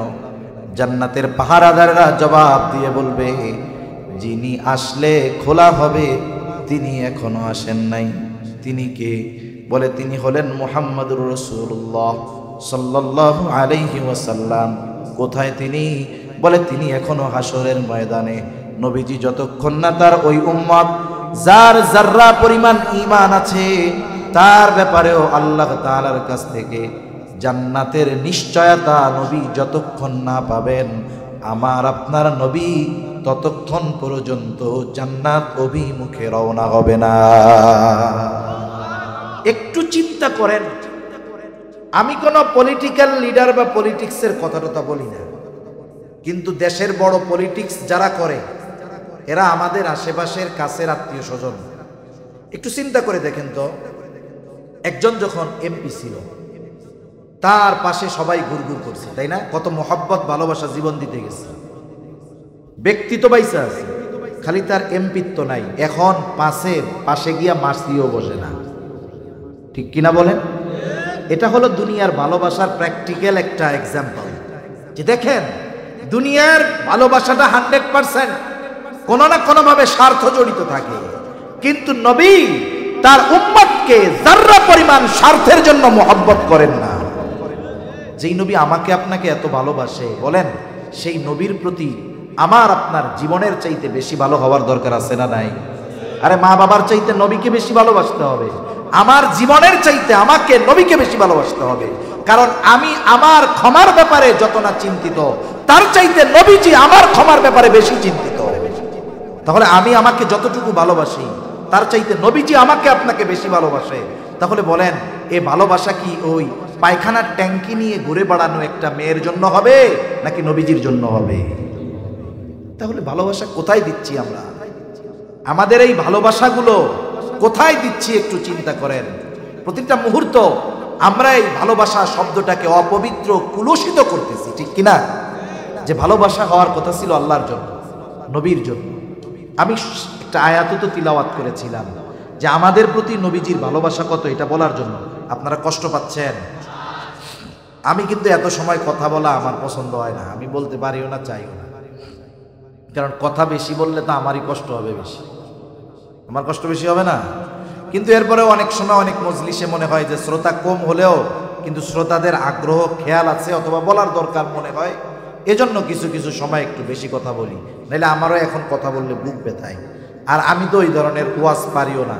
মনে করেন কিছু ঝাল মিষ্টি টক ওয়াজ বুঝেন তো, গান হবে, সঙ্গীত হবে। এক জায়গায় গেছি তাফসিরুল কোরআন মাহফিল, এনারা তো ওয়াজ মাহফিল নাম দিছে, ঠিক আছে, তাফসিরুল কোরআন মাহফিল দিছে। আমার আগে একজন মুফাসসির তাফসির করতেছে। আমরা মুফাসসিরে কোরআন না, এই যে লেখছে বিশিষ্ট ইসলামী চিন্তাবিদ মুফাসসিরে কোরআন, এনাদের আমি মানা করছি কিনা আমার খেয়াল নাই, আমার দেখলে আমি এটা মানা করি, এই একটা বিষয়।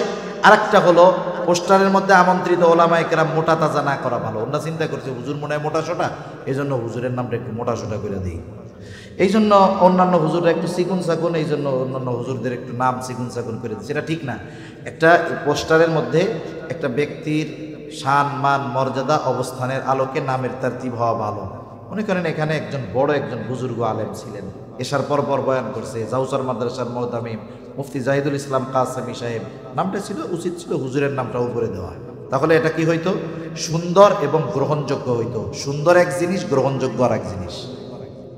কথা বোঝেন নাই? এজন্য আবার কর্তৃপক্ষ রাগ হয়ে আমার হাদিয়া কম দিয়েন না। আলহামদুলিল্লাহ। এটা আমি কথার কথা বললাম, একটু মজা করলাম আর কি। এমনি উচিত মুরব্বীদের নাম আগে দেওয়া, কে কখন বয়ান করবে ওটা প্রয়োজনে সময় লিখে দেওয়া যেতে পারে, যে ওনার বয়ান এই সময়, এনার বয়ান এই সময়। এতে কি হবে, এতে মনে করেন ওনার নামটা নিচে দেখে আপনি মনে করেন না আমি খুশি হয়েছি, আমি তো লজ্জা পাইছি, আমার জন্য এটা লজ্জা লাগছে, বুঝলেন না? এজন্য এই বিষয়গুলো আমরা একটু ভবিষ্যতে যারা মাহফিল করি একটু খেয়াল রাখবো ইনশাআল্লাহ। রাখা যাবে না? ওলামা ইকরামের সাথে একটু পরামর্শ করে, হুজুর কার নামটা কিভাবে দিলে এইভাবে একটু ভালো হয় একটু বইলা দেন, এটা তাহলে সুন্দর হবে, সাথে সাথে কি হবে বলেন, গ্রহণযোগ্য হবে। কি হবে? গ্রহণযোগ্য হবে। তার রাসূল আকরাম সাল্লাল্লাহু আলাইহি ওয়াসাল্লাম আমাদেরকে কত ভালোবাসেন এ ব্যাপারে একটা আয়াত তিলাওয়াত করছিলাম। আল্লাহ তাআলা কি বলতেছেন ওই আয়াতে বলবো? আল্লাহ তাআলা বলেন, লাকাদ জাআকুম রাসূলুম মিন আনফুসিকুম আজিজুন আলাইহি মা আনিতুম হারিসুন আলাইকুম বিল মুমিনিনা রাউফুর রহিম। আল্লাহ তাআলা বলেন, তোমাদের মধ্য থেকে তোমাদের জন্য এমন একজন রাসূলের আগমন হয়েছে, এমন একজন রাসূল এসেছেন, আজিজুন আলাইহি মা আনিতুম, তোমাদের জন্য যেটা কষ্টের সেটা তার জন্য কষ্টের। সহজ অর্থে বললে সমব্যথী। তার মানে আমরা যেটাতে কষ্ট পাই নবীজিও সেটাতে কষ্ট পায়। এখন প্রশ্ন হতে পারে, হুজুর আমরা কষ্ট পাইলে নবী কষ্ট পাবে কেন? কথা বুঝেন? আমি একটা উদাহরণ দেই তাইলে বুঝতে সহজ হবে। মনে করেন অনেকের 2-3 বছরের ছেলে বাচ্চা আছে না? কার কার আছে 2-3-4 বছরের বাচ্চা? এই যে কয়েকজন আছে আপনার, আর অন্যদের অনেকের ছিল কিন্তু বড় হয়ে গেছে, এখন তারাও কথাটা বুঝবেন। মনে করেন আপনার 2 বছরের 3 বছরের বাচ্চা, একটা ছোট বাচ্চা যখন সদ্য ভূমিষ্ঠ 5 মাস 3 মাস 4 মাস বয়স, সন্তান হিসাবে তার প্রতি মহব্বত থাকে কি থাকে না? কিন্তু ওই বাচ্চাটা যখন 1.5 বছর 1 বছর 1.5 বছর হয়, এক কথা বলার আগে 10 বার আব্বু ডাকে। বলেন তো মহব্বত আগের চাইতে বাড়ে না কমে? এই যে মহব্বত বাড়ে 2 বছর 1.5 বছর 3 বছরের বাচ্চা, মনে করেন এই বাচ্চাটা গভীর রাতে প্রচন্ড রকমের জ্বরাক্রান্ত হয়েছে, এতটা জ্বর তার গোটা দেহ কেমন যেন আগুন ধরে গেছে, চোখ দুটো কেমন যেন বের হয়ে যাচ্ছে, ছলছল করতেছে চোখ দুটো। বাচ্চার কষ্ট হয়, জ্বরের তীব্রতায় শরীরের মধ্যে কাঁপুনি হয়ে গেছে, মুখ দিয়ে তার কষ্টের শব্দ বের হচ্ছে, আহ আহ। ছোট বাচ্চা, পাশে বসা আছে তার মা বাবা। এই ফিল, এই অনুভূতি ওয়াজ করে বোঝানো কঠিন। আমি যদি ওই মা বাবাকে জিজ্ঞাসা করি যে এই পরিস্থিতিতে পড়েছে, যে বলেন তো ওই বাচ্চা অসুস্থ হয়ে যতটা কষ্ট পায়, তার পাশে বসে থাকা তার মা বাবা ওই বাচ্চার চাইতে কষ্ট কম পায় না বেশি পায়? অসুস্থ সন্তান কষ্ট পায় কে? মা বাবা। কিন্তু অন্য আর এক মা বাবা তো আপনার সন্তানের অসুস্থতায় ব্যথা কষ্ট পাবে না।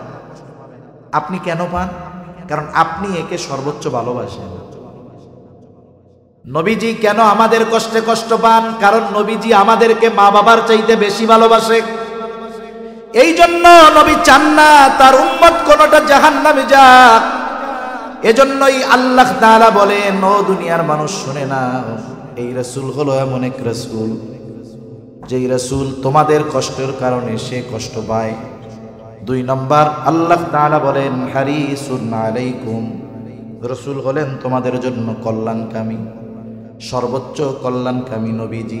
একটা হাদিস বলি, নবীজি উম্মতের জন্য কখন কোন জায়গায় কোনটা কল্যাণকর সেই দিকে খেয়াল রাখতেন।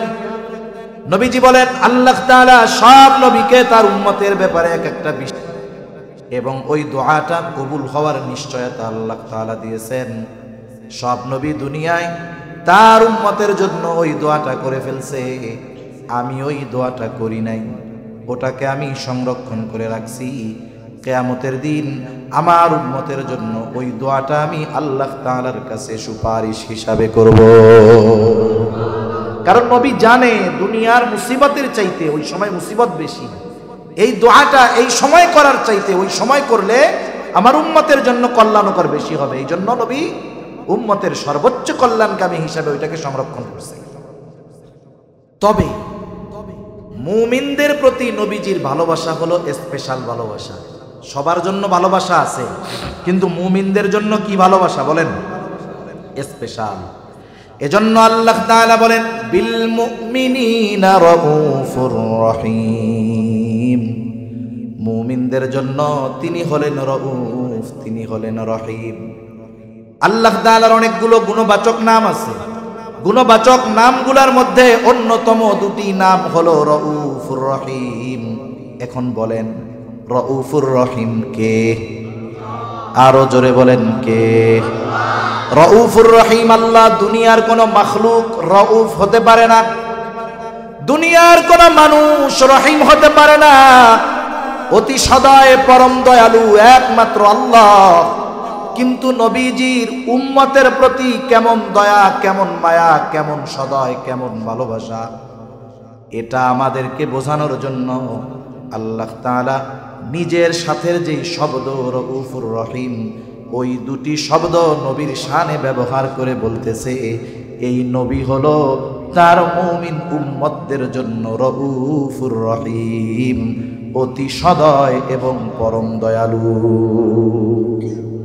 নবীজি তার উম্মতের জন্য রাউফুর রহিম বলতেছে কে? আরে যার নাম সে যদি আরেকজনের শানে ব্যবহার করে এক্ষেত্রে তো আর শিরক হবে না, আমরা বলতে পারবো না। কিন্তু আল্লাহ বলতেছে এই নবী তার মুমিন উম্মতের জন্য রাউফুর রহিম তথা অতি সদয় পরম দয়ালু।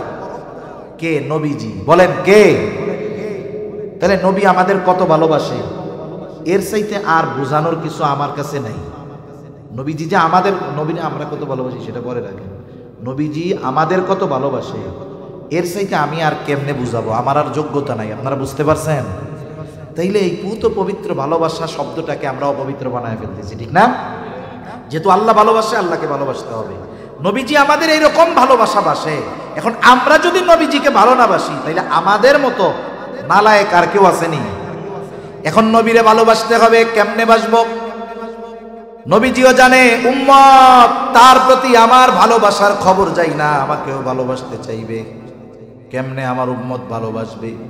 হাদিস বলছিলাম, নবীজি বলেন উম্মত টেনশন কইরো না। আরে আবু বকর তো নবীকে সামনে পেয়েছে, এই জন্য নবীর কথায়, নবীর মহব্বতে বাড়ির সব সম্পদ আইনা নবীর সামনে রাখছে।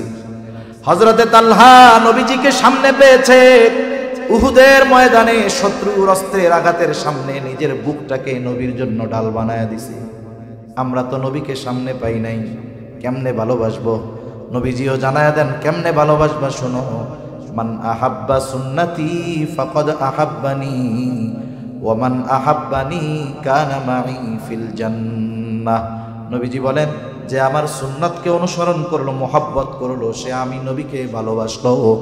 আর নবীকে যে ভালোবাসবে, নবী জানায় দেন নবীর সাথে সে জান্নাতে থাকবে।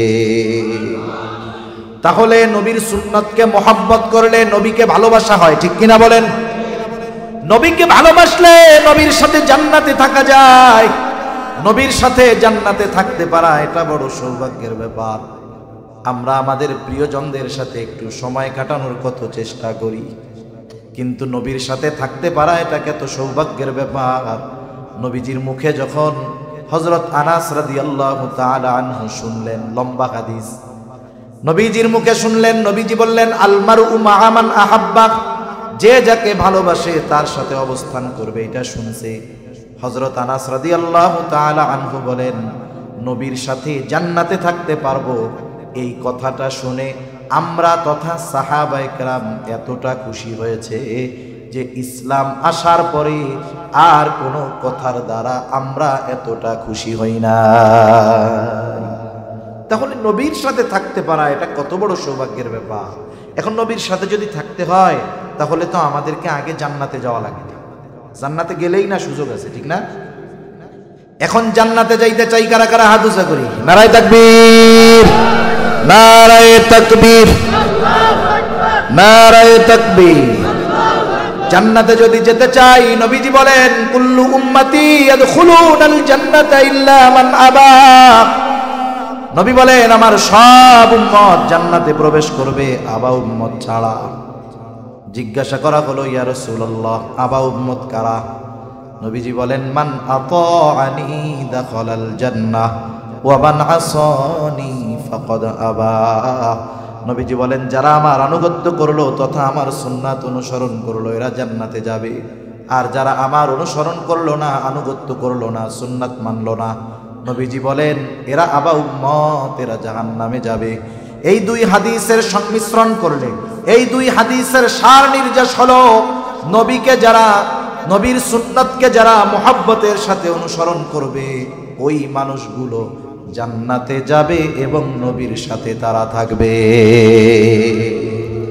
এই নিয়ামত, এই বরকত আমরা সকলে অর্জন করতে চাই কি চাই না? তাহলে আফসোসের বিষয় হলো, এটাও চাই, নবীর জন্য জীবনও দিতে পারি, কিন্তু যদি নবীর জন্য সুন্নাতের কথা বলে, সুন্নাত মানতে আমরা রাজি নেই। আপনি যদি নবীর জন্য জীবন দিতে পারেন, তাহলে নবীর জন্য দাড়ি রাখতে সমস্যা কোথায়? আপনি যদি নবীর জন্য জীবন দিতে পারেন, তাহলে নবীর জন্য লম্বা জামা গায়ে দিতে অসুবিধা কোথায়? তার মানে বোঝা গেল, আমরা নবীকে যে ভালোবাসার কথা বলি এটা আসলে ফেক ভালোবাসা। ফেক ভালোবাসা তো ছিলেন, ফেক আইডি ছিলেন না, দামি ভালোবাসা, ফেক ভালোবাসা। এই ভালোবাসার দাম আছে, জোরে বলেন না আছে? এখন অনেকে কইব, হুজুর আপনাদের কাছে কি আর সুন্নাত টুন্নাত নেই, খালি দাড়ির কথা কই। দাড়ি হলো এমন এক সুন্নাত, যেই সুন্নাত অন্যান্য অনেক সুন্নাত পালনে সহায়ক হয়। দাড়ি হলো এমন সুন্নাত যেটা মানুষকে গুনার থেকে বাঁচায়, ঠিক কিনা করেন? আচ্ছা মনে করেন একজন লোক এলাকায় আসছে, দাড়ি দুড়ি কিচ্ছু, আমি কোনো দাড়ি যার নাই তারে ছোট করতেছি না, আমরা দোয়া করি আল্লাহ তাআলা প্রত্যেকটা মুমিনের মুখকে নবীর সুন্নাত দাড়ির দ্বারা ভরপুর করে দেন, সকলে বলি আমিন। অনেক সময় হতে পারে, এমনটাও হতে পারে, একজন দাড়িওয়ালা মানুষের আল্লাহর প্রতি যেই ভয়, তার চাইতে দাড়িবিহীন লোকটার অন্তরে আরো বেশি ভয় থাকতে পারে কি পারে না? তাহলে আমরা আফসোস করি কেন? যেই লোকটার আল্লাহর প্রতি এত মোহাব্বত, এত ভালোবাসা, এই লোকটার সুন্নাত মানতে অসুবিধা কোথায়? এই জন্য তার জন্য আফসোস করি। দাড়িবিহীন লোককে ঘৃণা করি না, তাদের জন্য আমরা আফসোস করি। কি করি বলেন না? আফসোস কেন? কার জন্য করেন? যার প্রতি মোহাব্বত আছে তার জন্য, ঠিক কিনা? সেজন্য কোনো দাড়ি যার নাই তাকে কোনো সময় আমরা টিটকারি করে খোঁচা দিয়ে কথা বলবো না, যা বলার আমি বলবো, আপনারা কিছু বলবেন না, দোয়া করবেন, বুঝাবেন। এখন দাড়ির কথা কেন বলি? এক নাম্বার, দাড়ি অনেক সুন্নাত পালনে সহায়ক হয়। একজনের মনে করেন দাড়ি নাই, সে দাড়ি রাখে নাই, এখন পরের দিন সকালবেলায় সে বাজারে লম্বা জুব্বা পাগড়ি লাগায়া তসবি লাগায়া সুন্দর মতো পীর সাহেবের মতো গেছে। যারা ওনারে চিনি অধিকাংশ কেউ দেখ দেখ কি বড় বাটপার, দেখছস চিটিং বাজ, কি দাড়ি দুড়ি নাই, পীর সাহেব সাজছে, খোসা কথা বলবে কি বলবে না?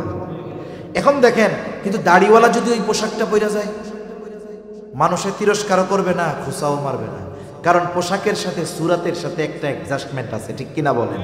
এই যে দেখেন, আপনি লম্বা জামা গায়ে দিতে এখন আপনার ঝামেলা মনে হয়, কিন্তু দাড়ি যখন রাখবেন না, এটা গায়ে দিতে আর ঝামেলা মনে হবে না। এরকম অনেক সুন্নাত আছে, এক দাড়ির জন্য সহজ হয়ে যায়। আবার দেখেন, দাড়ির জন্য গোনা থেকে বাঁচা যায়। মনে করেন রাস্তা দিয়ে একটা মেয়ে হেঁটে যাচ্ছে, এই জায়গায় দুইজন, একজন বেনামাজি দাড়িহীন, আর একজন নামাজি দাড়িওয়ালা, নামাজি দাড়িবিহীন আর বেনামাজি দাড়িওয়ালা, দুইজনই তাকায় রয়েছে এদিকে। এখন মানুষজন যদি দেখে যে এই দুই লোক তাকায় আছে, ওই দাড়িবিহীন নামাজিরে কিছু বলবে না, দাড়িওয়ালার বলবো, ওরে বাবা দাড়িও রাখো আবার এরকম। তাহলে তার মানে দেখেন, দাড়িওয়ালারা ইচ্ছায় না হলেও অনিচ্ছায়ও অনেক সময় গুনার থেকে বাঁচার চেষ্টা করে। এটা দাড়ির একটা আজমত। কেন দাড়ি রাখেন না? অনেকে বলে দাড়ি রাখলে চাচা বলবে, আরে বলুক না চাচা, অসুবিধা কি? দুনিয়ায় যদি দাড়ি রাখার কারণে কেউ আপনারে তিরস্কার করে, এই তিরস্কৃত হইলেন দুনিয়ার কারো জন্য নয়, তো নবীর সুন্নাতের জন্য হয়েছেন, ঠিক কিনা বলেন? আরে আপনি যদি কোনো বড় নেতার জন্য মানুষের কথা শুনেন, মায়ের খান, নেতার কানে যদি খবর যায় যে ভাই এই যে অমুকে আপনার পক্ষে স্লোগান দেওয়ার কারণে এই মায়ের দিছে, এই দিছে, ওই নেতা আপনার টাইনে নিয়ে সবার সাথে সামনে হাত উঁচা করবে, দেখে ওই যে আমার একজন নিবেদিত কর্মী, আমার একজন একনিষ্ঠ ভক্ত, দুনিয়ার একজন নেতা যদি তার পক্ষে বলার কারণে তিরস্কৃত হয়, সে যদি মুহাব্বত করে কাছে নেয়, তাইলে মুহাম্মাদুর রাসূলুল্লাহর সুন্নাত অনুসরণ করতে গিয়ে যদি দুনিয়ার মানুষের কথা শুনতে হয়, মুহাম্মাদুর রাসূলুল্লাহ এই মুহাব্বতের প্রতিদান আল্লাহ তাআলার কাছ থেকে নিয়ে দিবেন কি দিবেন না? নবীজির জন্য কথা শুনলে ওই তিরস্কার হবে পুরস্কার। অনেকে বলে হুজুর দাড়ি রাখবো কয়েকদিন পরে, কোন সময়? বিয়ে শাদী করে নেই। তুমি বিয়ে শাদী দাড়িতে কি বিয়ে শাদী ঢেকে থাকে নাকি? এই হুজুরকে জিজ্ঞাসা করেন তো, একজনে কি দাড়ির জন্য, বিয়ের জন্য দাড়ি দুড়ি ফালানো লাগছে নাকি? একজনের তো লাগে নাই। তাহলে কেন দাড়িতে বিয়ে তো ঠেকে না? বলে হুজুর দাড়িওয়ালা ছেলে মেয়েরা পছন্দ করে না। বলে মেয়ে দাড়িওয়ালা ছেলে পছন্দ করে না। আমি বলি যেই মেয়ে দাড়িওয়ালা বা দাড়ি পছন্দ করে না সে কখনোই ভালো মেয়ে হতে পারে না, ঠিক কিনা বলেন? যে নবীকে, নবীর সুন্নাতকে অপছন্দ করে সে ভালো হয় কেমনে? আপনি হয়তো ওর বংশপাত, ওই আখেরাতে কি হবে জানি না, কিন্তু ওই মেয়ের বদৌলতে দুনিয়ায় আশা করি ছোট জাহান্নাম দেখতে পারবেন, ঠিক কিনা বলেন? পারিবারিক অশান্তির আর এক নাম হলো ছোট জাহান্নাম, মনে রাখবেন। পারিবারিক অশান্তির আর এক নাম কি? ছোট জাহান্নাম। আরেকজনকে আনছেন, টাকা পয়সা নাই, গরিবের মেয়ে, চেহারা অনেক সুন্দর না কিন্তু দিনদার। হয়তো এই মেয়েটা বংশীয় না, সুন্দর না, টাকা পয়সা অনেক নাই। বিবাহের আগের ভালোবাসা মানে বিফোর ম্যারেজ আর আফটার ম্যারেজ ভালোবাসার মধ্যে তফাৎ আছে। আপনি দুনিয়াতে যত মেয়ের বিবাহ বিচ্ছেদ দেখবেন, দুই পোলা থেকে দুই বাচ্চা বিবাহ বিচ্ছেদ হয়ে গেছে, অধিকাংশ মেয়ের চেহারা দেখবেন সুন্দর। কালো মেয়েদের বিবাহ বিচ্ছেদ শতকরা একটা হয় কিনা সন্দেহ আছে। কালো মেয়েদের বিবাহ বিচ্ছেদ ক্যারেক্টার জনিত, চরিত্রজনিত কারণে খুব কম হয়। কিন্তু এই যে বিবাহ বিচ্ছেদগুলো হয়, দুই বাচ্চারা আর একজনের সাথে চলে গেছে, বিবাহ বিচ্ছেদ করছে, খোঁজ নিয়ে দেখেন অধিকাংশের চেহারা সুন্দর। আমি বললাম ভুল না মিথ্যা? যদি এইটাই হইতো তাইলে সুন্দরী যারা, এই চিত্রনায়িকারা নাকি সুন্দরী, ওদের এক একজনের বিবাহ হয়, কারো হাফ ডজন, কারো 1 ডজন, কারো এক হালি বিয়ে হয়, কোটি টাকার কাবিন হয়, ওই বেলুনের মতো বিশাল আয়োজন করে বিবাহ হয়। ফুটুস করে একদিন দেখি যে এদের মধ্যে বলে বিবাহ শাদী আর নাই। তাহলে আফটার ম্যারেজ আর বিফোর ম্যারেজ ভালোবাসার মধ্যে তফাৎ আছে। বিফোর ম্যারেজ মানে বিবাহের পূর্বের ভালোবাসাতে প্রায়োরিটি পায় চেহারা, টাকা পয়সা, বংশ। কিন্তু আফটার ম্যারেজ স্বামী স্ত্রীর এই ভালোবাসার মধ্যে প্রাধান্য পায় আখলাক, চরিত্র, দিনদারিতা, ঠিক কিনা বলেন? তাহলে যেটা আমার জীবনের প্রয়োজন সেটা আগের থেকে ধরে নিলে সমস্যা কোথায়? এজন্য যারা বলে যে দাড়ি রাখলে সুন্দর ভালো মেয়েরা পছন্দ করবে না, আমি বলি যেই মেয়ে দাড়ি পছন্দ করে না ওই মেয়ে কশ্চিনকালে ভালো হতে পারে না। সর্বশেষ একটা কথা বলি, এ দুনিয়াতে কি আমরা কেউ থাকতে পারবো? আমাদের পূর্বপুরুষ কেউ থাকতে পারে নাই। আপনাদের মাইকেও মাঝে মধ্যে মানুষ মারা গেলে এলান করে না, অমুকে ইন্তেকাল করছে। এখন তো আমরা ওই এলান শুনতেছি, একদিন আমার আপনার এলান এরকম করবে নাকি? 2-4 জন আছেন না হুজুর আমি অমৃত সুধা পান করেছি, আমার কোনো অসুবিধা নেই, আমি আবে হায়াত খাইছি, এরকম কেউ আছে দুনিয়ায়? কেউ থাকতে পারবে না। আমি শুধু একটা চিন্তা আপনাদের মাথায় ঢুকায় দিতে চাই, একটু চিন্তা করেন। আমার আপনার যখন মরণ হবে, আমি মরি আর আপনি মরেন, যেহেতু লেভেলে আছে মুসলমান, পরিচয়টা মুসলমান, আমাকে আপনাকে সুন্দরভাবে গোসল দিয়ে কাফন পরিয়ে লাশের খাটিয়ায় উঠায়া জানাজার ময়দানে নিয়ে যাওয়া হবে, জানাজা হবে। এবার লাশটাকে নিয়ে যাওয়া হবে কবরের পাশে। কবরের মধ্যে 2 জন ব্যক্তি নামবে, উপর থেকে 2 জন আমার আপনার দেহটাকে ধরায় দিবে, নিথর দেহ। এই যে যখন কবরস্থ করা হয় লাশ, এই সময় একটা দোয়া পড়া হয়, বিসমিল্লাহি ওয়া আলা মিল্লাতি রাসূলিল্লাহ। এই দোয়া একদিন এখন আমরা হয়তো পড়ি, এক সময় আমাদের ব্যাপারে পড়বে। কি বলা হয় এই দোয়ার মধ্যে? একটু দিলের কান দিয়া শুনেন শেষ কথা। কি বলা হয়?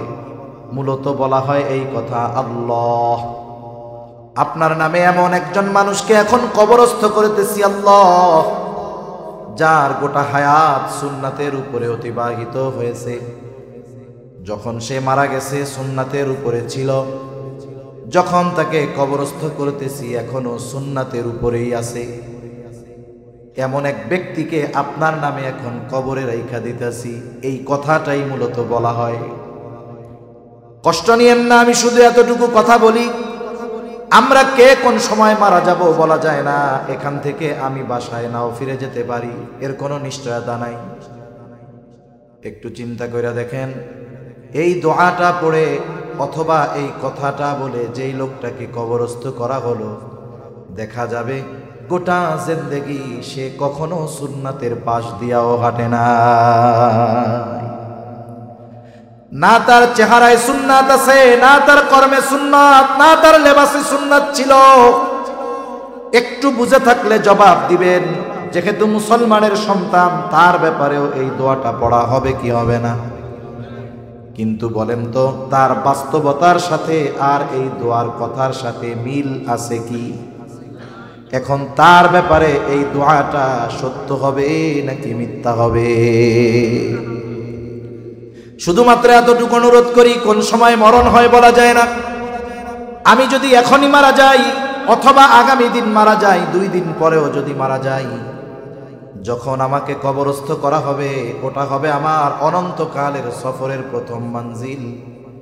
আমাকে আপনাকে যেন মিথ্যা কথা বলে কবরে না রাখা লাগে, অথবা যেই কথাটা বলবে ওটা আমার আপনার জন্য যেন সত্য হয়, আমার আপনার সাথে যদি কথাটার মিল থাকে, আমার আপনার ব্যাপারে যেন কথাটা সত্য হয়। এই আলোকে যদি জীবন না সাজাতে পারি, মনে রাখবেন ওই জীবন বড় ক্ষমতার অধিকারী হতে পারে, ওই জীবন কোটি কোটি ডলারের মালিক হতে পারে, কিন্তু আল্লাহর কসম ওই কথাটার সাথে যদি আমার আপনার জীবনের বাস্তবতার মিল না থাকে, আমি আপনি সফল হতে পারি নাই, তাহলে আমার আপনার নামটা ব্যর্থদের তালিকায় চলে যাবে। এজন্য জীবনটাকে আমরা ওইভাবে সাজাবো। সাজানো যাবে তো ইনশাআল্লাহ?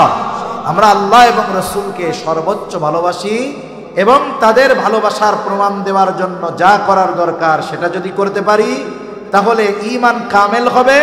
এই মুহাব্বত, এই ভালোবাসা আমাকে জান্নাত পর্যন্ত পৌঁছায়া দিবে ইনশাআল্লাহ। আল্লাহ সুবহানাহু ওয়া তাআলা আমাদের সবাইকে আল্লাহ এবং রাসূলের প্রতি প্রকৃত মুহাব্বত ধারণের, প্রদর্শনের তৌফিক আল্লাহ তাআলা দান করেন। সকলে বলি আমিন। ওয়া আখিরু দাওয়ানা আনিল হামদুলিল্লাহি রাব্বিল আলামিন।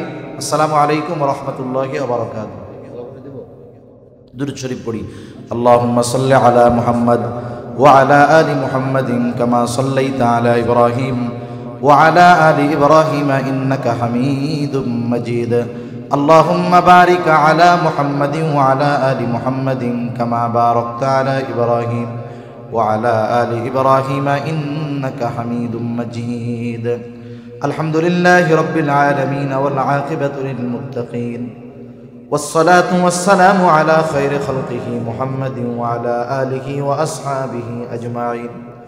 ربنا ظلمنا أنفسنا وإن لم تغفر لنا وترحمنا لنكونن من الخاسرين.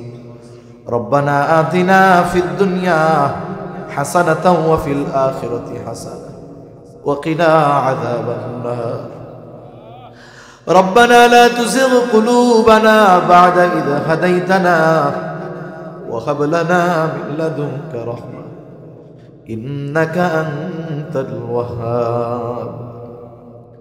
وأفوض أمري إلى الله إن الله بصير بالعباد. حسبنا الله ونعم الوكيل نعم المولى ونعم النصير. اللهم حاسبنا حسابا يسيرا. اللهم حاسبنا حسابا يسيرا. اللهم إنك عفو كريم تحب العفو فاعف عنا. ওগো আল্লাহ, গভীর রাত পর্যন্ত দিনই আলোচনা করার পরে গুনাহ মাখা হাত আমরা তুলে ধরেছি আল্লাহ। রাত যত গভীর হয় দুনিয়ার মানুষের দরজাগুলো বন্ধ হয়ে যায়, আর রাত যত গভীর হয় আপনার রহমতের দুয়ার তত উন্মোচিত হয়। আয় আল্লাহ, আমরা গুনাহগার, আপনি গফফার। আমরা গুনাহ করতে ভালোবাসি আল্লাহ, আপনি ক্ষমা করতে ভালোবাসেন। আয় আল্লাহ, আপনি আপনার গফুর, গফফার, রহিম, রহমান নামের উসিলায় যে যেখান থেকে হাত উঁচু করেছে আল্লাহ, আমাদের সকলের বিগত জীবনের সকল ধরনের গুনাহগুলো আপনি মাফ করে দেন। আয় আল্লাহ, আমাদের আত্মীয় স্বজনের গুনাহগুলো মাফ করে দেন। যারা দুনিয়া ছেড়ে অন্ধকার গহীন কবরে চলে গেছে আল্লাহ, গুনাহগুলো মাফ করে কবরগুলো আপনি জান্নাতের টুকরো বানায়া দেন ইয়া রাব্বাল আলামিন। আমাদের মধ্যে যারা অসুস্থ, সুস্থতা দান করেন আল্লাহ। আয় আল্লাহ, খাস করে আজকের এই মাহফিল আপনি কবুল আর মঞ্জুর করে নেন। যেই মসজিদ এলাকাবাসীর উদ্যোগে মাহফিল, আয় আল্লাহ আপনি মসজিদ ও এলাকাবাসীকে কবুল আর মঞ্জুর করে নেন ইয়া রাব্বাল আলামিন। খাস করে এই মাহফিল কামিয়াবির জন্য ও মসজিদকে ভালোবেসে যে যেভাবে সহযোগিতা করেছে আল্লাহ, সকলের ছোট বড় সকল প্রকার সাহায্য সহযোগিতা কবুল আর মঞ্জুর করে নেন। সকলের মনের নেক আশা কবুল করে নেন ইয়া রাব্বাল আলামিন। তামাম দুনিয়ার মুসলমানদের জান মাল ইজ্জত হেফাজত করেন। খাস করে ফিলিস্তিনের মাজলুম মুসলমানদের হেফাজত করেন। আয় আল্লাহ, যারা জালেমদের বিরুদ্ধে জিহাদ করতেছে আল্লাহ, আয় আল্লাহ আপনি তাদের জন্য আসমানি সাহায্য পাঠান। আয় আল্লাহ, খাস করে আমরা যারা হাত উঁচু করেছি আল্লাহ, আমাদের মধ্যে হয়তো অনেকের মা নাই, অনেকের বাবা নাই। আয় আল্লাহ, মা বাবা কত বড় নেয়ামত, যার নাই সে বোঝে মা বাবা কত বড় নেয়ামত। আয় আল্লাহ, অনেকে হয়তো নিজের হাতে মোহব্বতের মা বাবাকে কবরে শোয়া রাখছে আল্লাহ। দুনিয়ার অপর প্রান্তে আমেরিকার খবর মুহূর্তের ভিতরে পাওয়া যায়, দেখা যায়। 3 হাত মাটির নিচে মোহব্বতের মা বাবার কবরের খবর জানাও যায় না, দেখাও যায় না। আয় আল্লাহ, যেই মা বাবা দুনিয়ায় সন্তানের শান্তি আরামের চিন্তা করে আল্লাহ সকল প্রকার ত্যাগ স্বীকার করে আল্লাহ, অনেকের মা বাবা হয়তো গুনার কারণে ওই গহীন কবরের মধ্যে শাস্তিতে আছে। আয় আল্লাহ, আমাদের মধ্যে যাকে পছন্দ, যারা আমল পছন্দ, তারা আমলের ওসিলায় ওই মা বাবা কবরের আযাব আল্লাহ আপনি মাফ করে দেন। কবরগুলো জান্নাতের টুকরো বানায় দেন। কিয়ামতের দিন হিসাব সহজ করে জান্নাতের ব্যবস্থা আপনি করে দিয়ে, যাদের মা বাবা বেঁচে আছে আল্লাহ সুস্থ দীর্ঘ নেক হায়াত আপনি দিয়ে দিয়ে। আয় আল্লাহ, যারা অভাবে আছে অভাব দূর করে দেন, যারা ঋণগ্রস্ত আছে ঋণ পরিশোধের তৌফিক আল্লাহ আপনি দিয়ে দেন। সকলের আয়ের ভিতরে বরকত দেন, বরকতময় প্রশস্ত হালাল রিজিকের ব্যবস্থা আপনি করে দেন। যারা বেকার আছে উত্তম হালাল কর্মসংস্থানের ব্যবস্থা করে দেন। খাস করে আল্লাহ আমাদের স্ত্রী সন্তান আমাদের জন্য চক্ষু শীতলকারী হিসাবে কবুল করে নেন। মা বোনদের কবুল করেন, পর্দানিশীন বানায় দেন। 5 ওয়াক্ত নামাজ যথাযথভাবে আদায় করার তৌফিক আল্লাহ আপনি দিয়ে দেন ইয়া রাব্বাল আলামিন। বেনামাজিদের নামাজি বানায় দেন, সুন্নাত বিহীন মানুষগুলোকে আপনি সুন্নাতওয়ালা বানায় দেন। আমাদের অন্তর আপনার এবং আপনার হাবিবের ভালোবাসা দিয়ে ভরপুর করে দেন ইয়া রাব্বাল আলামিন। সকল প্রকার পাপ ও অশ্লীলতা থেকে আমাদের বেঁচে থাকার তৌফিক ও হিম্মত আল্লাহ আপনি দিয়ে দেন। আয় আল্লাহ, কত যুবক যুবতী না জানি আজকে পাপাচারে লিপ্ত আছে আল্লাহ। আয় আল্লাহ, অনেক তরুণ যুবক পাপ থেকে বেঁচে থাকার চেষ্টা করে। আয় আল্লাহ, ওই তরুণ যুবকরা সহ আমাদেরকেও পাপ থেকে বেঁচে থাকার তৌফিক ও হিম্মত দেন। আয় আল্লাহ, যারা পাপাচারে লিপ্ত আছে তাদেরকে সহি বুঝদান করেন আল্লাহ। আমাদের নসল আগামী প্রজন্মকে হেফাজত করেন। ঈমান বিধ্বংসী ষড়যন্ত্র চক্রান্ত প্রত্যেকটা মুসলমানকে অনুধাবন করার বুঝবার তৌফিক আল্লাহ আপনি দিয়ে দেন ইয়া রাব্বাল আলামিন। আমাদের এই জিন্দেগি হায়াত উলামা ইকরামের পরামর্শ তত্ত্বাবধানে অতিবাহিত করার তৌফিক দিয়ে দেন আল্লাহ। আয় আল্লাহ, আমাদের সকলকে বারবার মক্কা মদিনা জিয়ারত করার তৌফিক আল্লাহ আপনি দেন। আয় আল্লাহ, কার মনে কি চাওয়া জানি না, সকলের মনের নেক চাওয়া নেক আশাগুলো কবুল আর মঞ্জুর করে নেন। আমাদেরকে সকল কল্যাণ দেন, সকল অকল্যাণ থেকে হেফাজত করেন ইয়া রাব্বাল আলামিন। সর্বোপরি শেষ চাওয়া আজকের মতো, আয় আল্লাহ, মালাকুল মউত কোন সময় মৃত্যুর পয়গাম নিয়ে হাজির হয় বলা যায় না ইয়া রাব্বাল আলামিন। জানি না, হতে পারে আমাদের মধ্যে কারো নামটা হয়তোবা আসমানি দপ্তরে মৃত বলে লেখা হয়ে গেছে, হয়তোবা কারো কাফনের কাপড় বাজারের কাপড়ের দোকানে চলে আসছে আল্লাহ, হয়তোবা কারো কবরের চাটাইয়ের দোকানে চলে আসছে, হয়তোবা কারো কবরের বাসটা ঝাড়ের মধ্যে পেকে গেছে। আয় আল্লাহ, মালাকুল মউত যখন মৃত্যুর পয়গাম নিয়ে হাজির হবে, ওই কঠিন মুহূর্তে কেউ আমার উপকারে আসতে পারবে না। আয় আল্লাহ, ওই কঠিন মুসিবতের সময় আপনি আপনার গুনাহগার বান্দাদের ভুলে যায়েন না। আয় আল্লাহ, আপনার প্রত্যেকটা গোলামের জবানে ওই মুসিবতের সময় আপনি তাওহীদের কালিমা নসিব করায়া দিয়ে। ইহদিনাস সিরাতাল মুস্তাকিম, ইহদিনাস সিরাতাল মুস্তাকিম, সিরাতাল লাযীনা আন'আমতা আলাইহিম গায়রিল মাগদুবি আলাইহিম ওয়ালাদ-দাল্লিন। رب اجعلني مقيم الصلاة ومن ذريتي ربنا وتقبل دعاء